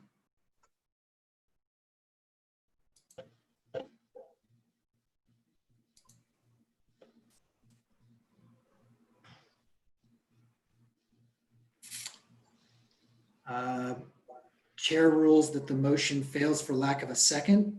So let's start over. Mr. Chairman, may I speak? Go ahead, John. Yeah. Glenda, thank you for bringing the motion. I was excited to support it. My concern, well, I guess my concern is that we're going to unfund a project that we've supported, that somebody's counting on, and that has had a proven track record, number one. And so it's real popular right now to defund the police, and I don't want to jump on that bandwagon. I do want to also say that I more than understand the desire to get social services involved on our streets. And there's clearly a need. Anybody that's had any experience with drug or alcohol issues understands this. But we're the parking commission, and my hesitation, I sat here trying to noodle my way through how I could justify engaging in supporting social services as a parking commission as part of our mission. And I'm just struggling with that. I mean, I get it. I'm just not quite sure if I can make the pieces fit in a line. Thanks. And my hesitation about it is a little different. I actually agree with the concept. I would just like to have a little more concrete information about, who's providing these social services and what they do and all that before I voted to set aside the money. So I'm interested in the concept and support it. I would just want more information. That's my concern right now.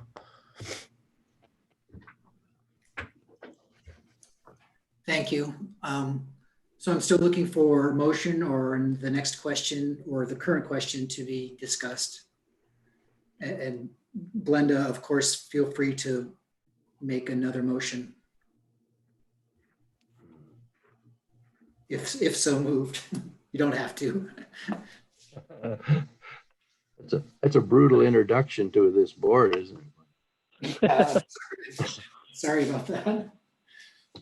Oh, no, it's an important conversation and important questions, and put my big girl pants on this morning, so I think I'm okay. So I might take a stab at a motion, Joe. Go ahead, Pat. So I am. So really, the primary difference between scenarios 2 and 3 are short-term revenue.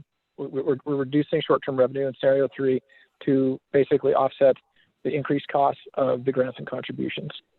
So I would propose that we look to adopt scenario 2 with the caveat that we will take a closer look at the grants and contributions and have another conversation about that probably at the next meeting with more information to address JR's question. So I guess that would be and if we elect to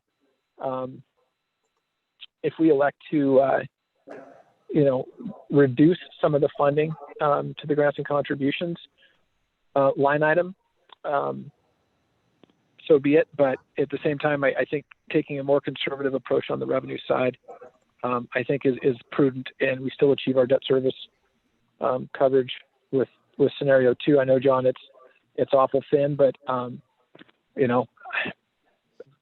would rather, again, be conservative and outperform than find ourselves digging our way out of a hole on a budget that isn't realistic or isn't conservative enough. Chair, if I could pop in here with just a quick addition. Sure. Pat, I know you can't see it, but I did just on scenario 1, if that admin 1 position isn't filled this fiscal year, at a minimum, it would likely be around 55,000. So I just went ahead and plugged that into personnel and expenses for a better overview of that, which does bring that coverage up from 1.35 to 1.45 and allows us to continue funding all TDM, the BID, and the Downtown Association as well. So just to consider that. And maybe with that position, Tiffany, maybe it's something we look at and go, okay, we're going to we'll wait, and if 6 months into this or 3 months into it or whatever, we see our monthly revenue stable, parking downtown is doing better than we forecast, then we may address that. But yeah, that would be getting up to a 1.45 or whatever it was you said, coverage would be if it doesn't impact you and your teams and your staff's capacity. I mean, if it doesn't put you to the point where you all are working 60, 70 hours a week, that's not the intent either. So I don't want you to short sheet your own bed. How's that? Jody and I are used to it, right, Jody? I was just gonna say, wasn't that what you've been doing all year? No, I feel confident in the abilities of my team. I think Jody and Zoe have been exponentially busy. I will say that, but Jody, please feel free to speak up. But with the addition of our second admin, I do think that it's a completely doable scenario, which would allow us to move forward. I think that the initial impetus for the admin one was really that lack of having an admin 2 filled during our interim period. And now that we've gotten out of that period, we have a second admin 2 coming online for training. I don't foresee any sort of overtime situation or anything that would happen in that light, and then we could continue funding those important programs. Is that the admin 2 that I'm hearing now, or the admin 1 that I'm hearing now? The admin one. Hey, Joe. Yes. We have Linda McCarthy in the waiting room. When would you like me to admit her for comments? She can come in anytime. I think I don't have a motion yet. I want to ask Pat to restate his, but we'll have a motion here pretty quick, and then that would be appropriate time for her to comment. Thank you. Okay. I will restate my motion. I'll restate my motion, Joe. So I move that we adopt scenario number 2 with further consideration to the grants and contributions line item. How's that? Pretty succinct.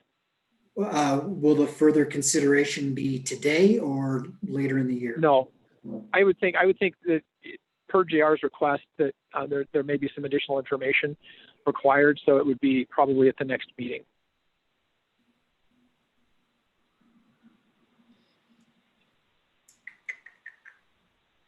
And Jody, okay. if you or Tiffany, if you want to adjust, and put a portion of the salary reduction in on the personnel expense line item, as long as you all are comfortable with that approach, whatever that percentage may be, 50% or 75% or whatever,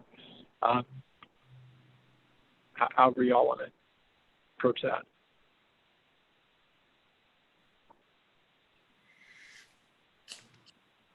Okay, we have a motion in order. Do we have a second? I would second that. Second by John.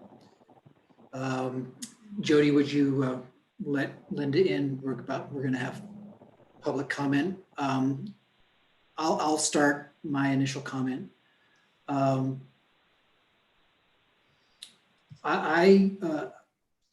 understand the value in demonstrating Tiffany reducing the $55,000 out of personnel expense.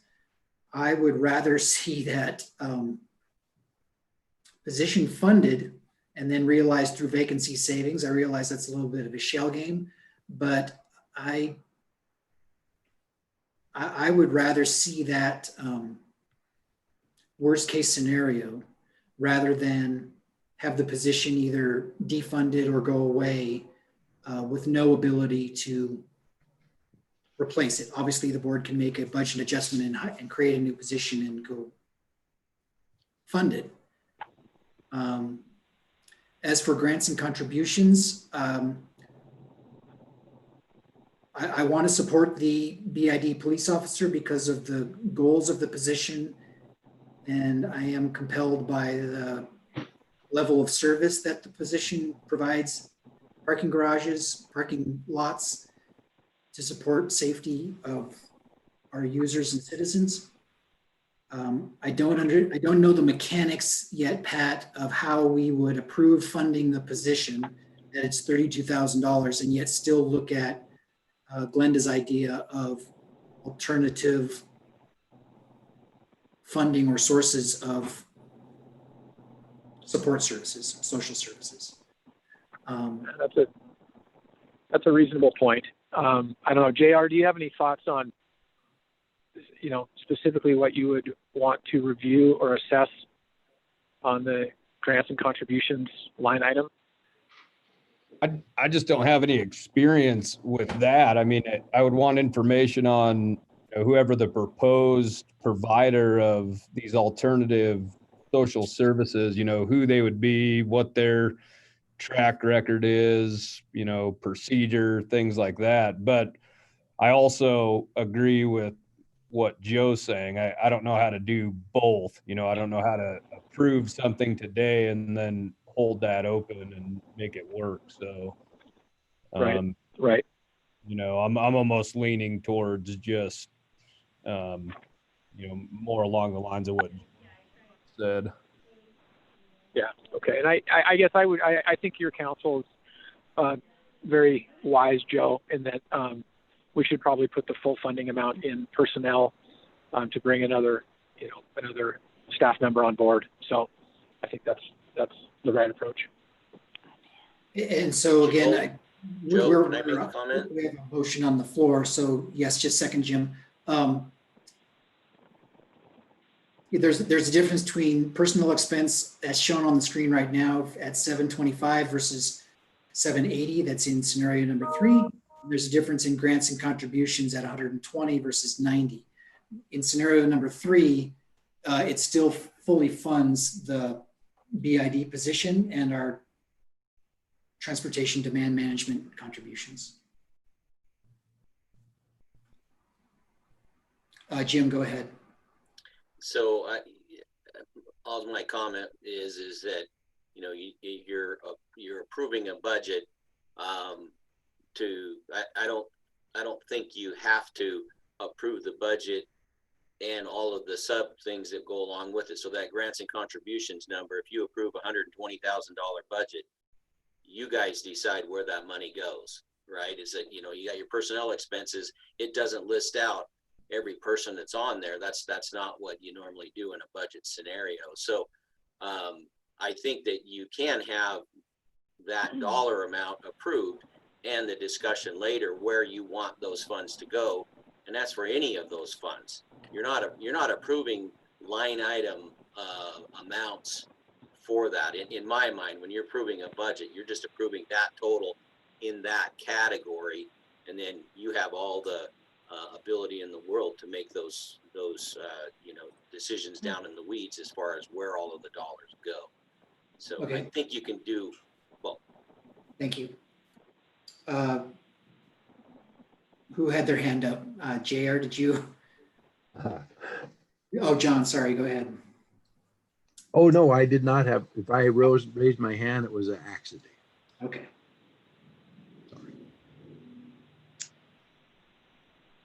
Okay, so I guess, Joe, I restate my motion again, even more succinct this time. I move that we adopt scenario number 2 with the $780,000 personnel expense and the $120,000 grants and contributions line item expense. Okay, and I'll just be formal and say I acknowledge the withdrawal of the previous motion. We have a new motion on the floor. Do we have a second? Second. That sounded like John again. Thank you. Any further discussion on the expense side of scenario number 2?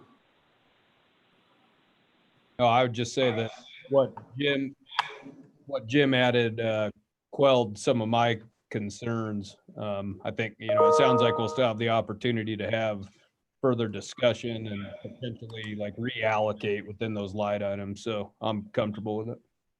Okay. Glenda, any comment? No, I'm comfortable as well. Thank you. It was good discussion. Thank you. If Linda is still in, I'd like to hear from Linda. I'm here. Can you hear me? Yes, thank you, Linda, for taking time to call in. Introduce, since we're all virtual and nobody can see you, introduce yourself and your position, please. Of course. This is Linda McCarthy. I'm the Executive Director of the Downtown Missoula Partnership, which represents both the Business Improvement District and the Missoula Downtown Association in today's call. Thank you. Please go ahead. I wanted to speak to the dedicated downtown police officer on a couple different levels. One is we've had the program in place since 2009, and the Parking Commission has helped us fund our half of that position. It is a position that walks and bikes throughout downtown as opposed to patrolling downtown in a car. Officer Crastel is a member of the Mayor's Downtown Advisory Commission that works on the 10-year plan to end homelessness. And he has done some remarkable work in getting people off the streets and home to their families or into treatment. He has specialized training that many officers do not have, de-escalating type of training, and he has been taking a social worker with him both fall semester last year and spring semester this year. So he is doing the social work aspects as well as, or more importantly than, the policing aspects. Since we have added the downtown policing program, crime and people camping on the doorways and in the alleys has been reduced dramatically. I am happy to come to another meeting and give you an overview with the statistics. I did share some with you recently. And I also want you to know that the BID does fund the homeless outreach team. And if you were to cut your contributions to the police officer, we would likely have to redirect the HOT dollars to cover that gap. Lastly, the contract was renewed last spring. I thought we had visited with the Parking Commission, and Tiffany, you could probably verify this, about supporting the renewal of that contract. We have also been working on expanding to add a second officer so that we can provide safety services downtown 7 days a week instead of 4 days a week. The police department received a grant, and so we are looking at expanding that program this fall. With that, I would field any questions you might have. Thank you, Linda. Any questions for Linda?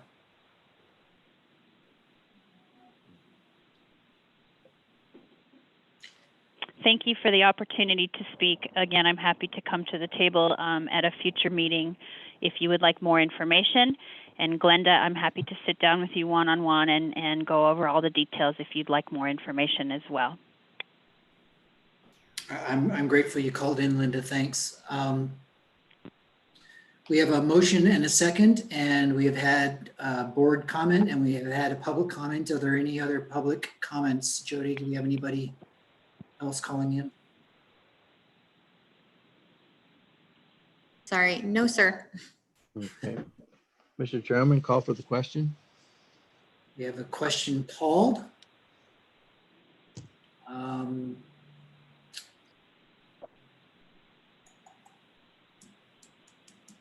All those in favor say aye. Aye. Aye. Aye. JR, did you have a chance to respond? All opposed say no. I said aye. I don't think that was loud enough. Sorry. Yeah, thank you. The motion passes. I think going forward, we didn't have any action items in our previous virtual meeting. We might,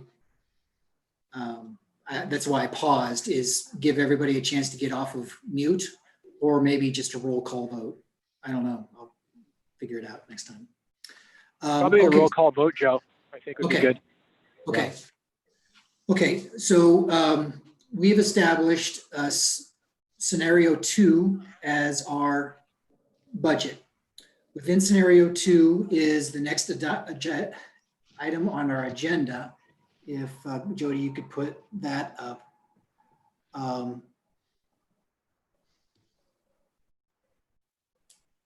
So very quickly, background, Glenda. We as a commission looked at these lease parking increases back in March. At the time, forgive the editorial comment, we had looked at leases that had not been increased in several years. Also looked at the number of people on the waiting list. We also looked at and made a judgment about how many leases that we have oversold or oversubscribed for individual lots. So trying to make a supply and demand justification. So there was not a small amount of calculus that went into setting these rates. These rates, in my opinion, were set by perceived use, use of existing spots, how many we sold or oversubscribed, and then how long it had been before an increase had been made. So you heard at the beginning of the meeting several public comments, which I will say is the most public comments we've had in my time on the board. As it relates to the increase, we made informally, but Tiffany, in cooperation with the Mayor's Office and the Downtown Association, with my understanding and approval, to waive the increase and waive the collection of leases through April and May. So you saw what that did to our budget to grant that. All for good reasons, all for the right reasons, right consideration, but dramatic effect nonetheless. So the decision in front of us now, and we've all read the resolution, is deferring the increase of the cost of the parking leases for the first quarter of the fiscal year, which means October, or in the scenario that we just passed, no lease increases at all for the fiscal year. In my opinion, the scenario that we just passed doesn't preclude us from incorporating the increases in October if that's the board's decision, because we've already established our income and expenses that we budgeted for the next fiscal year. So the resolution is well written. It articulates the parking increases, but we have a decision about our role in the community, the pandemic, economic situation, the consideration of the public comments that we received, and of course our financial goals, or our mandate, our financial mandate, which is, as you heard, maintaining that 1.35 debt coverage ratio. So what is the board's pleasure?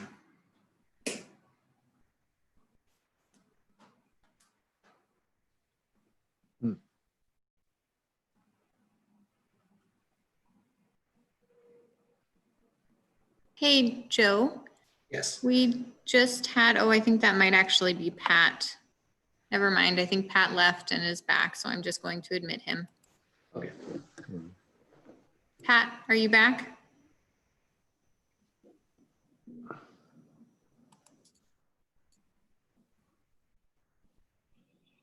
Hey, Pat, are you able to hear us? Yes, I can hear you now. Sorry, I dropped. Okay. Okay. So we have a decision ahead of us as a commission, hand in glove with the decision that we just met. So I'm looking for a motion or an opinion. I guess no action means that we can return to our decision back in March, which is raise the lease rates when we want to. Mr. Chairman? Yeah.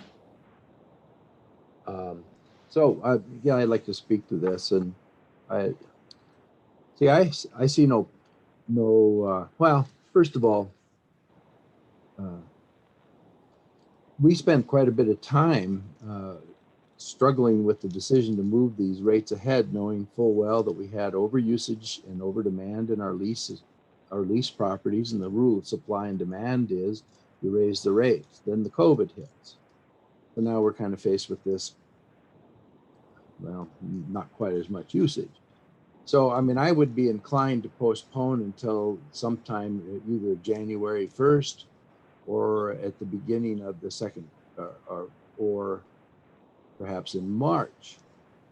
My thought is that we may see, and I'm crossing my fingers, that we actually have in this country a vaccine after the first of the year, and that some of our concerns and some of the behaviors and the responses that we had to do with vis-a-vis the COVID diminish.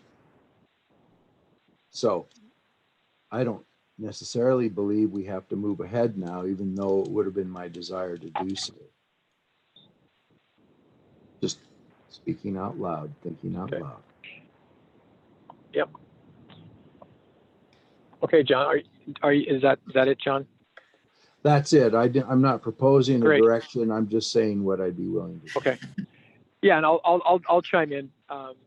And so I agree with you that now is not the appropriate time economically to raise parking rates. Maybe kick the can down the road a little bit. And I'll speak from my personal experience at this point.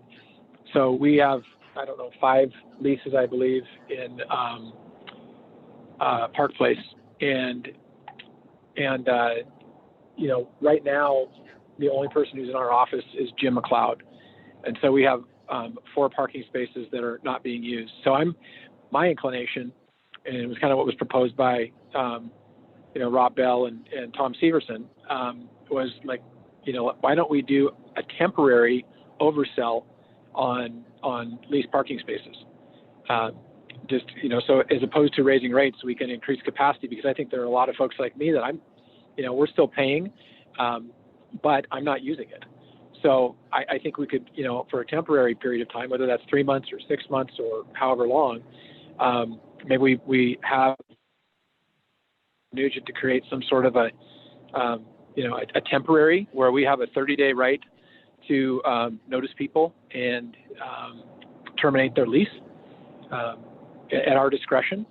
And if that works, you may want to talk to Courtney or whoever as well, but probably Jim. So that would be my suggestion, would be to increase the number of leases and keep the parking rates the same for the foreseeable future.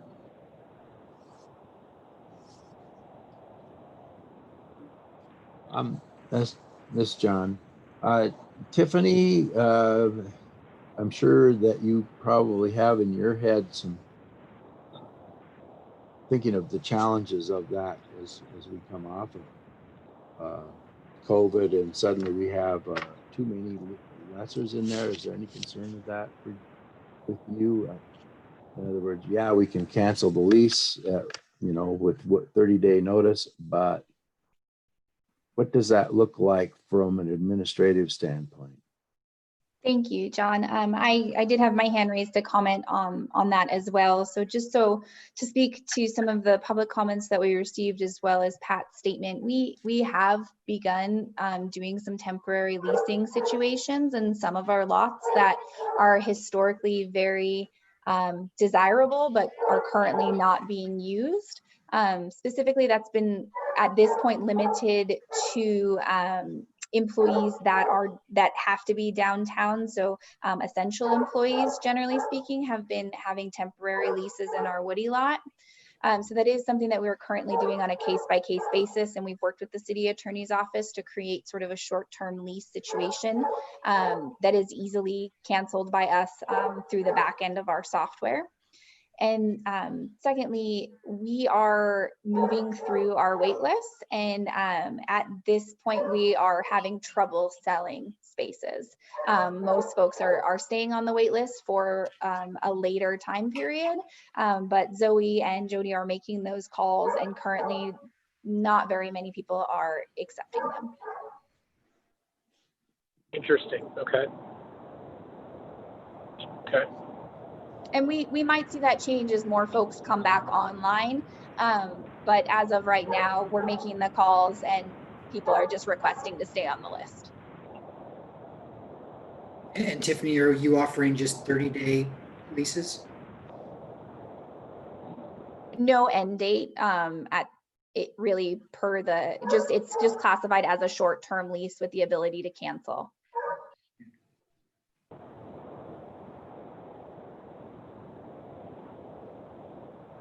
Interesting. Well, yeah, so I had considered that there may not be demand for additional leases. Yeah.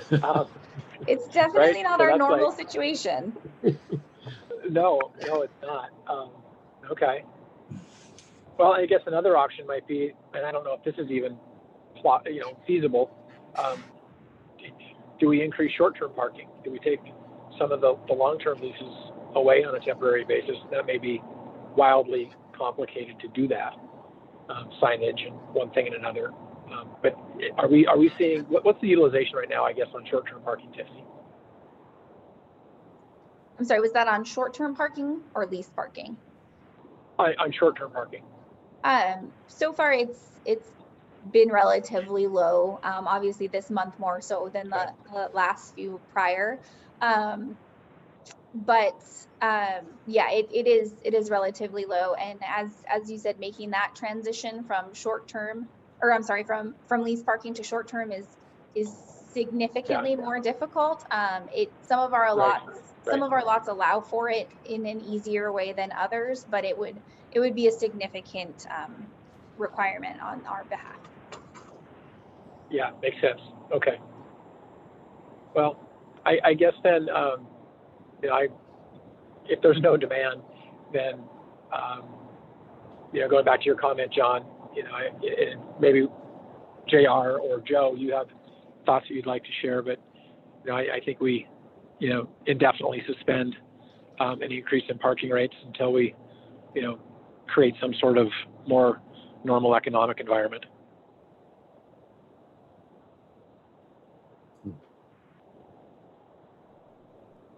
Would you like to put that in the form of a motion? Sure. I move that we adopt the revenue as shown on scenario number 2. Oh, wait a minute. Where are we? Is that correct? I want to make sure that I understand. I'm driving again, so I'm not looking at scenario number 2. Yeah, no, let's go a different direction. Somebody with a screen, no offense to that, reread or rewrite the motion, copying the resolution that was sent out to all of us.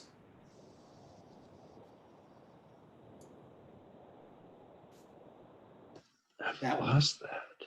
Oh, there it is. Okay. Just in the bold, the capitalized bold, with the language that you want to make.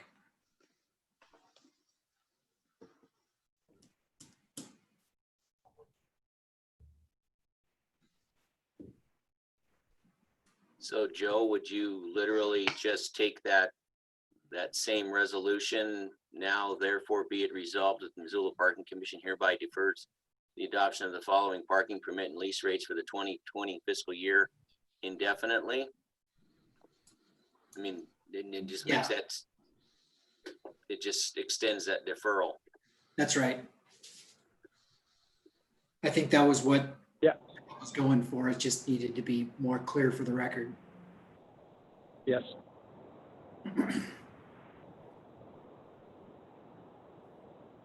If I could, I would just love to say what Jim said and move to adopt. Absolutely. So if somebody writes that, if somebody writes that down, and then one of us can make the motion, or whoever can see what's on the what's being written.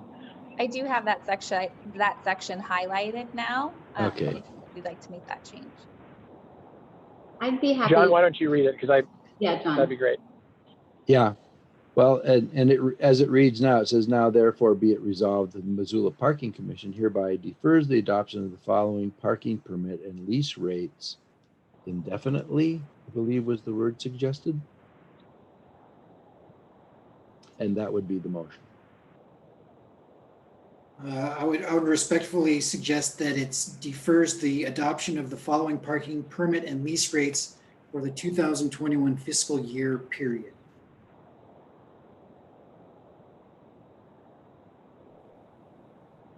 Without using the word indefinitely. Accepted. Okay. All right. So be it. We have a motion in order. Do we have a second? Second. JR is our second. Board comment about the resolution number 6, 2020-06, resolving to defer the adoption of the parking permit and lease rate increase for fiscal year 2021.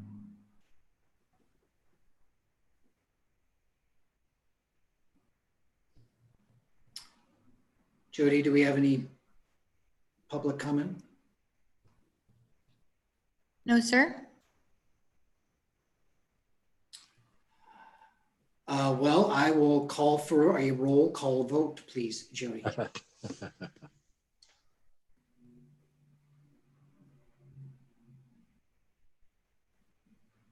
John, Yes. JR, Yes. Glenda,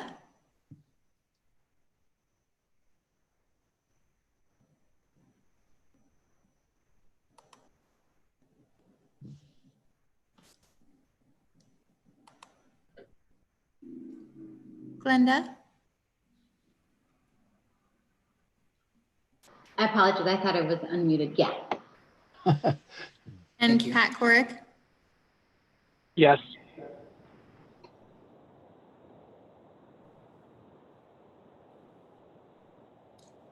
And I vote yes.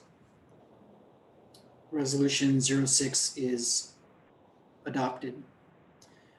Okay, we got one more action item, and it's still a heavy one, so I'll say, Glenda, this is not our usual meeting. We usually don't have this set of heavy discussion, and it's 32:20, and as the other board members will tell you, I am Mr. 159. I get us in and out. So if you'd bring up the policy, please.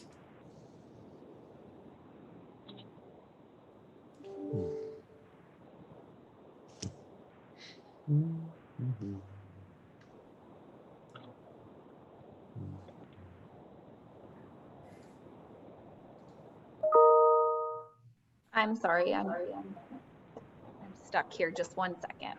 That's all right.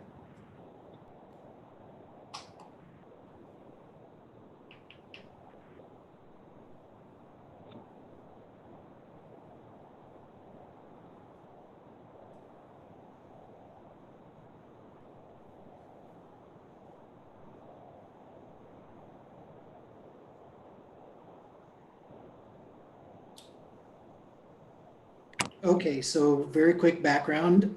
This is a policy for the board to consider and adopt. Last meeting, we initially discussed this.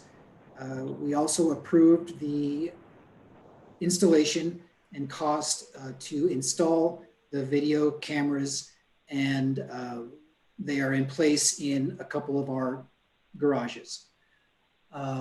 At the time, at our last meeting, myself and others expressed some concern about access to the video, the use of the video, the intention of the video. And in my initial conversation with Tiffany this week about preparing for the meeting, I have some concerns with the policy that is written now.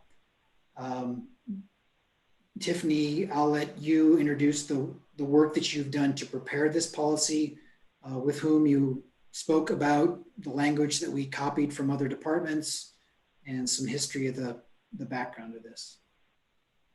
Absolutely, thank you. I'm sorry about losing video there for a moment. I was sending the call-in information to Susan Firth with the city attorney's office. Jody, she should be popping up in the public comment call line here shortly. So that way she's available with any questions, for any questions.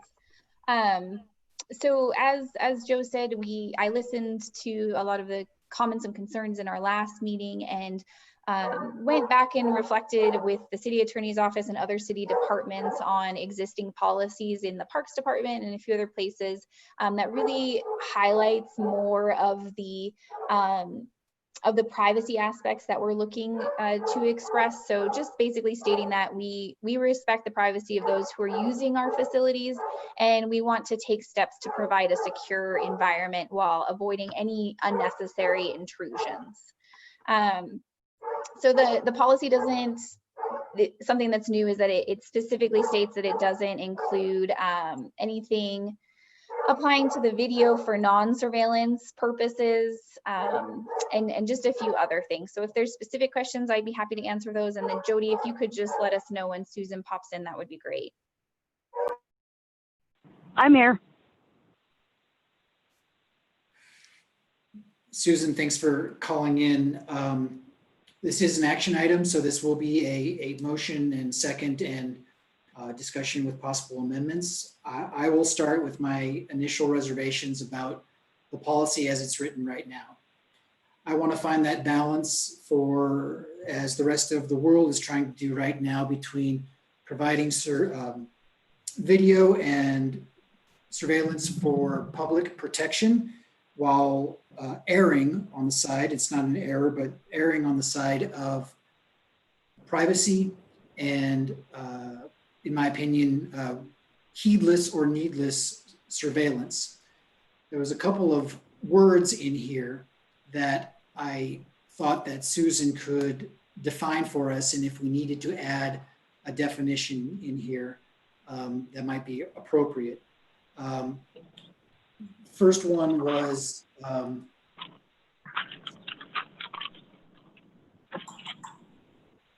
second. I'm going to go this way. Hold on. Responsible use of the video.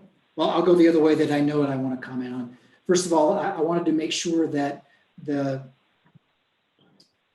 video, in whatever form it's in, is only accessed by the parking services director, and that we have in the policy or safeguards set up that there's a plan or a policy or a set of circumstances that the parking services director or the parking services manager can access the system. My concern is others in the office, and then also dissemination or use by either the police department or any other department in the city, and certainly keeping that use away from the public until the public shows a need or use of that video. So V1B, I also felt needed to be struck. It does not match up with later in the document that the police department has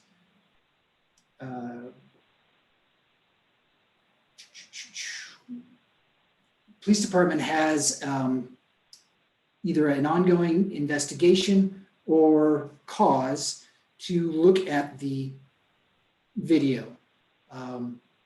It doesn't infer, I infer from this as it's written that City of Missoula Police Department will have access to all surveillance camera data from the location that have surveillance monitoring. I don't think that was our intention when we first started this discussion.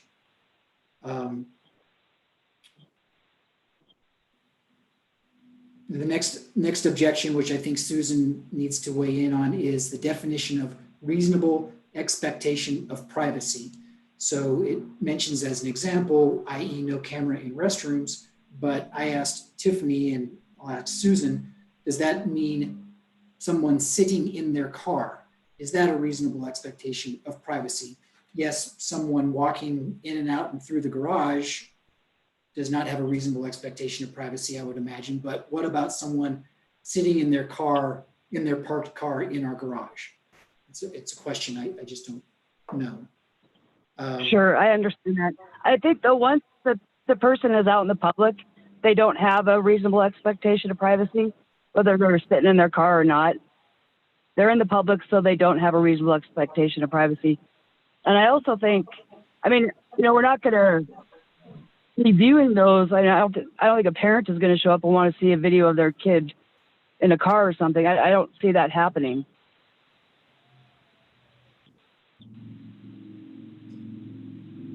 Thank you. Yeah, I don't know if that helps or not, but there is no reasonable expectation of privacy when you're out in public, even if you're in your car. Okay. What about V1B as it relates to police department access to the video within an investigation or in context? I read V1B as having all access. Is that the intention of the policy? I think that could be a question you could ask Tiffany as well. I think that even if it's not in your policy, the police could probably eventually subpoena that and get it if they needed it for an investigation. So, I mean, you could say that they can't get it without a subpoena or something like that if you want. I know that's how they get other surveillance video sometimes. Most businesses just give it to the police, but sometimes they have to subpoena that information. I don't know what Tiffany was intending about, I don't know if they'd have unfettered access. I didn't gather that. I thought it'd be on a case-by-case basis if they're investigating damage to the structure equipment. I would be happy to speak to that, certainly. So under 5, we have 2 sections. One is access and use, and the second is data and access to the actual video. And so, for instance, when I look at section 5.1b, if there was an active event occurring in Central Park, if the police department came to me and said, can we look at the surveillance video right now to either find the assailant or make sure the stairwell is safe before we enter? Those are situations where we might see that. And so that's why I included that there. I also don't see any issue with striking that language either, if that's your preference. But generally speaking, in order for them to actually obtain the footage and not just glance at it to check, to just access it, to just see it with my permission and more than likely me being there, it would have to come through under section 2 with the either with a subpoena or through the video management policy. So it's just sort of 2 separate things for me, but as I said, I don't see any issues striking 5.1b, if that makes you feel more comfortable.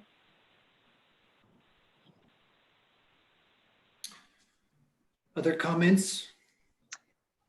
I would also comment on your previous question regarding access to the cameras, and currently access is only available through my office, specifically my computer, and so it would, in order to access the video, it's really a dual system. So not only would you have to log into the security camera site, you would also have to log into my personal computer. So obviously that's not information that I would share. So I would have to be responsible for logging in and then logging into the video surveillance situation and showing that. At this time, Jody, or our parking services manager computer, is not it's not eligible for the software, essentially. It's just too old. So if we were to replace that computer and we added the software to that computer, then the only other way that video access would be granted would be that same system of having the parking services manager log into their individual machine and then log into the video software. And then obviously we would continue with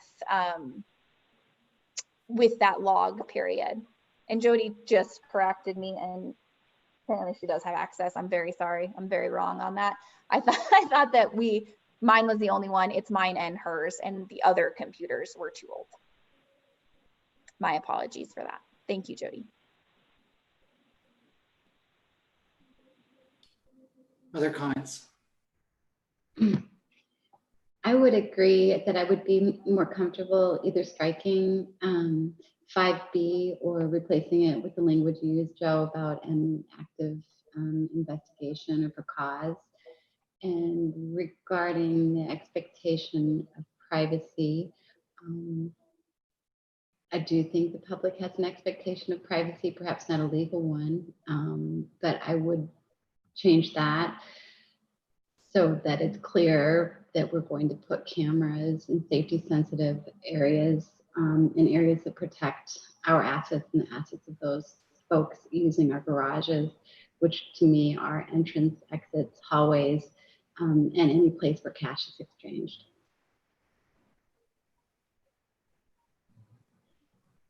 But other than that, I don't have anything. Thank you. JR, Pat, John? John, are you still with us?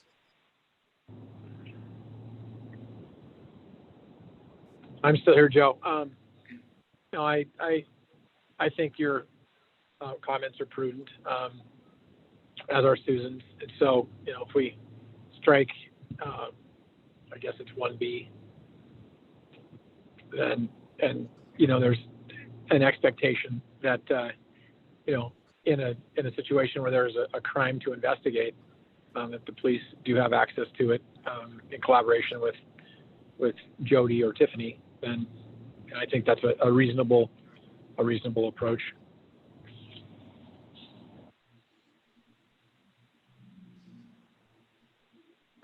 Agreed.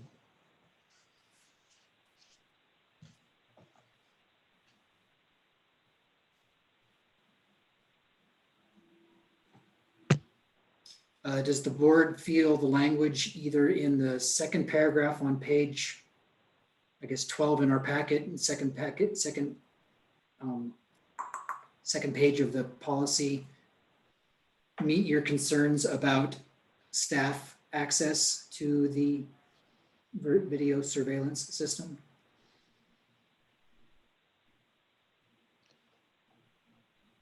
I'm okay with it.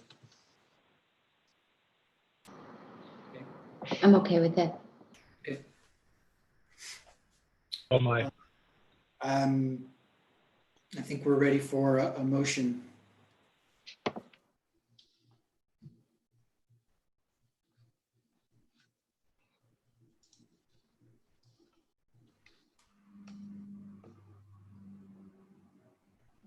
Mr. Chairman, I'd like to make a motion. Go ahead, John. Motion to approve resolution 2020-05. This is a resolution, the Parking Commission adopting a video surveillance system policy for MPC owned facilities. That's my motion. We have a motion in order. Do we have a second? Second. We have a motion and has been seconded. I'll ask for board comment. I will begin with interested in striking V1B from the draft policy. But if that's not your intention of your motion, John, then I may make a motion to amend. Thank you. I must be getting tired. Yes, I would. My motion would include striking B1B. Sorry, and my second also assumed that was part of it based on the discussion. Okay, thanks. Any board comment? Pat? No, I'm good. Jody, do we have any public comment? No, sir, I have none. I will call for a roll call vote, please. Don Romer, how do you vote? Yes. Joe Easton, how do you vote? Yes. JR, how do you vote? Yes. Glenda Bradshaw, how do you vote? Yes. Pat Corick, how do you vote? Yes.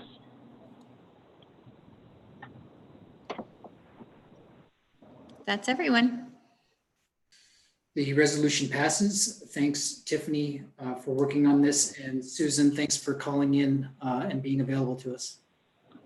You bet. I hope I Thank could you, help a little bit. Susan. Thank you. The last Happy action. 4th. Happy 4th. Last action item is our match funding request from Mr. TMA, which took me a long time to figure out who we were talking about, but it's the Missoula Valley Transportation Management Association. There's a memo from Lynn Hellegard in our packet.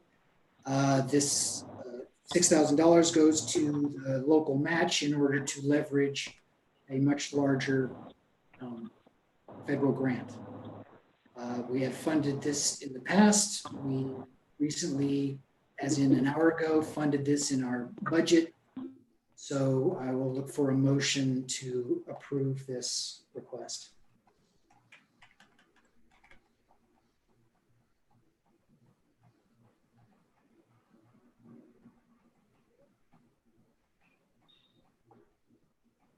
I'll move, Mr. Chairman, I'll move to approve the funding request by the Missoula Valley Transportation Management Association for fiscal year 2020 in the amount of $6,000. We have a motion Second? and a second and a third. Any discussion on the motion? I will support it because of Tiffany said a couple hours ago that some big number of van trips, and over half of them were into our parking district, which was exactly what the intention of the district was to do, and support of the grant. Any other comments? Jody, can we have a roll call vote? Yes. John Romer, how do you vote? Yes. Joe Easton, how do you vote? Yes. JR, how do you vote? Yes. Glenda Bradshaw, how do you vote? Yes. Pat Corick, how do you vote? Yes. That's everyone. Thank you. The request is approved.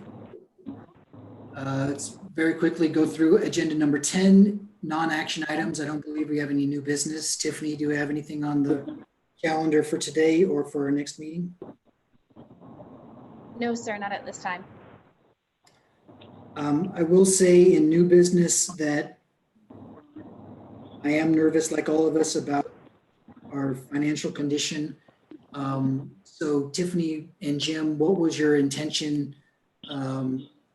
I don't want to request weekly financial summaries. That's too much in the weeds, but do we have any kind of ability of updating, like when do we expect June's number to come in? When can we see some more activity and information so that we can be prepared before our August meeting if we have any further hard decisions?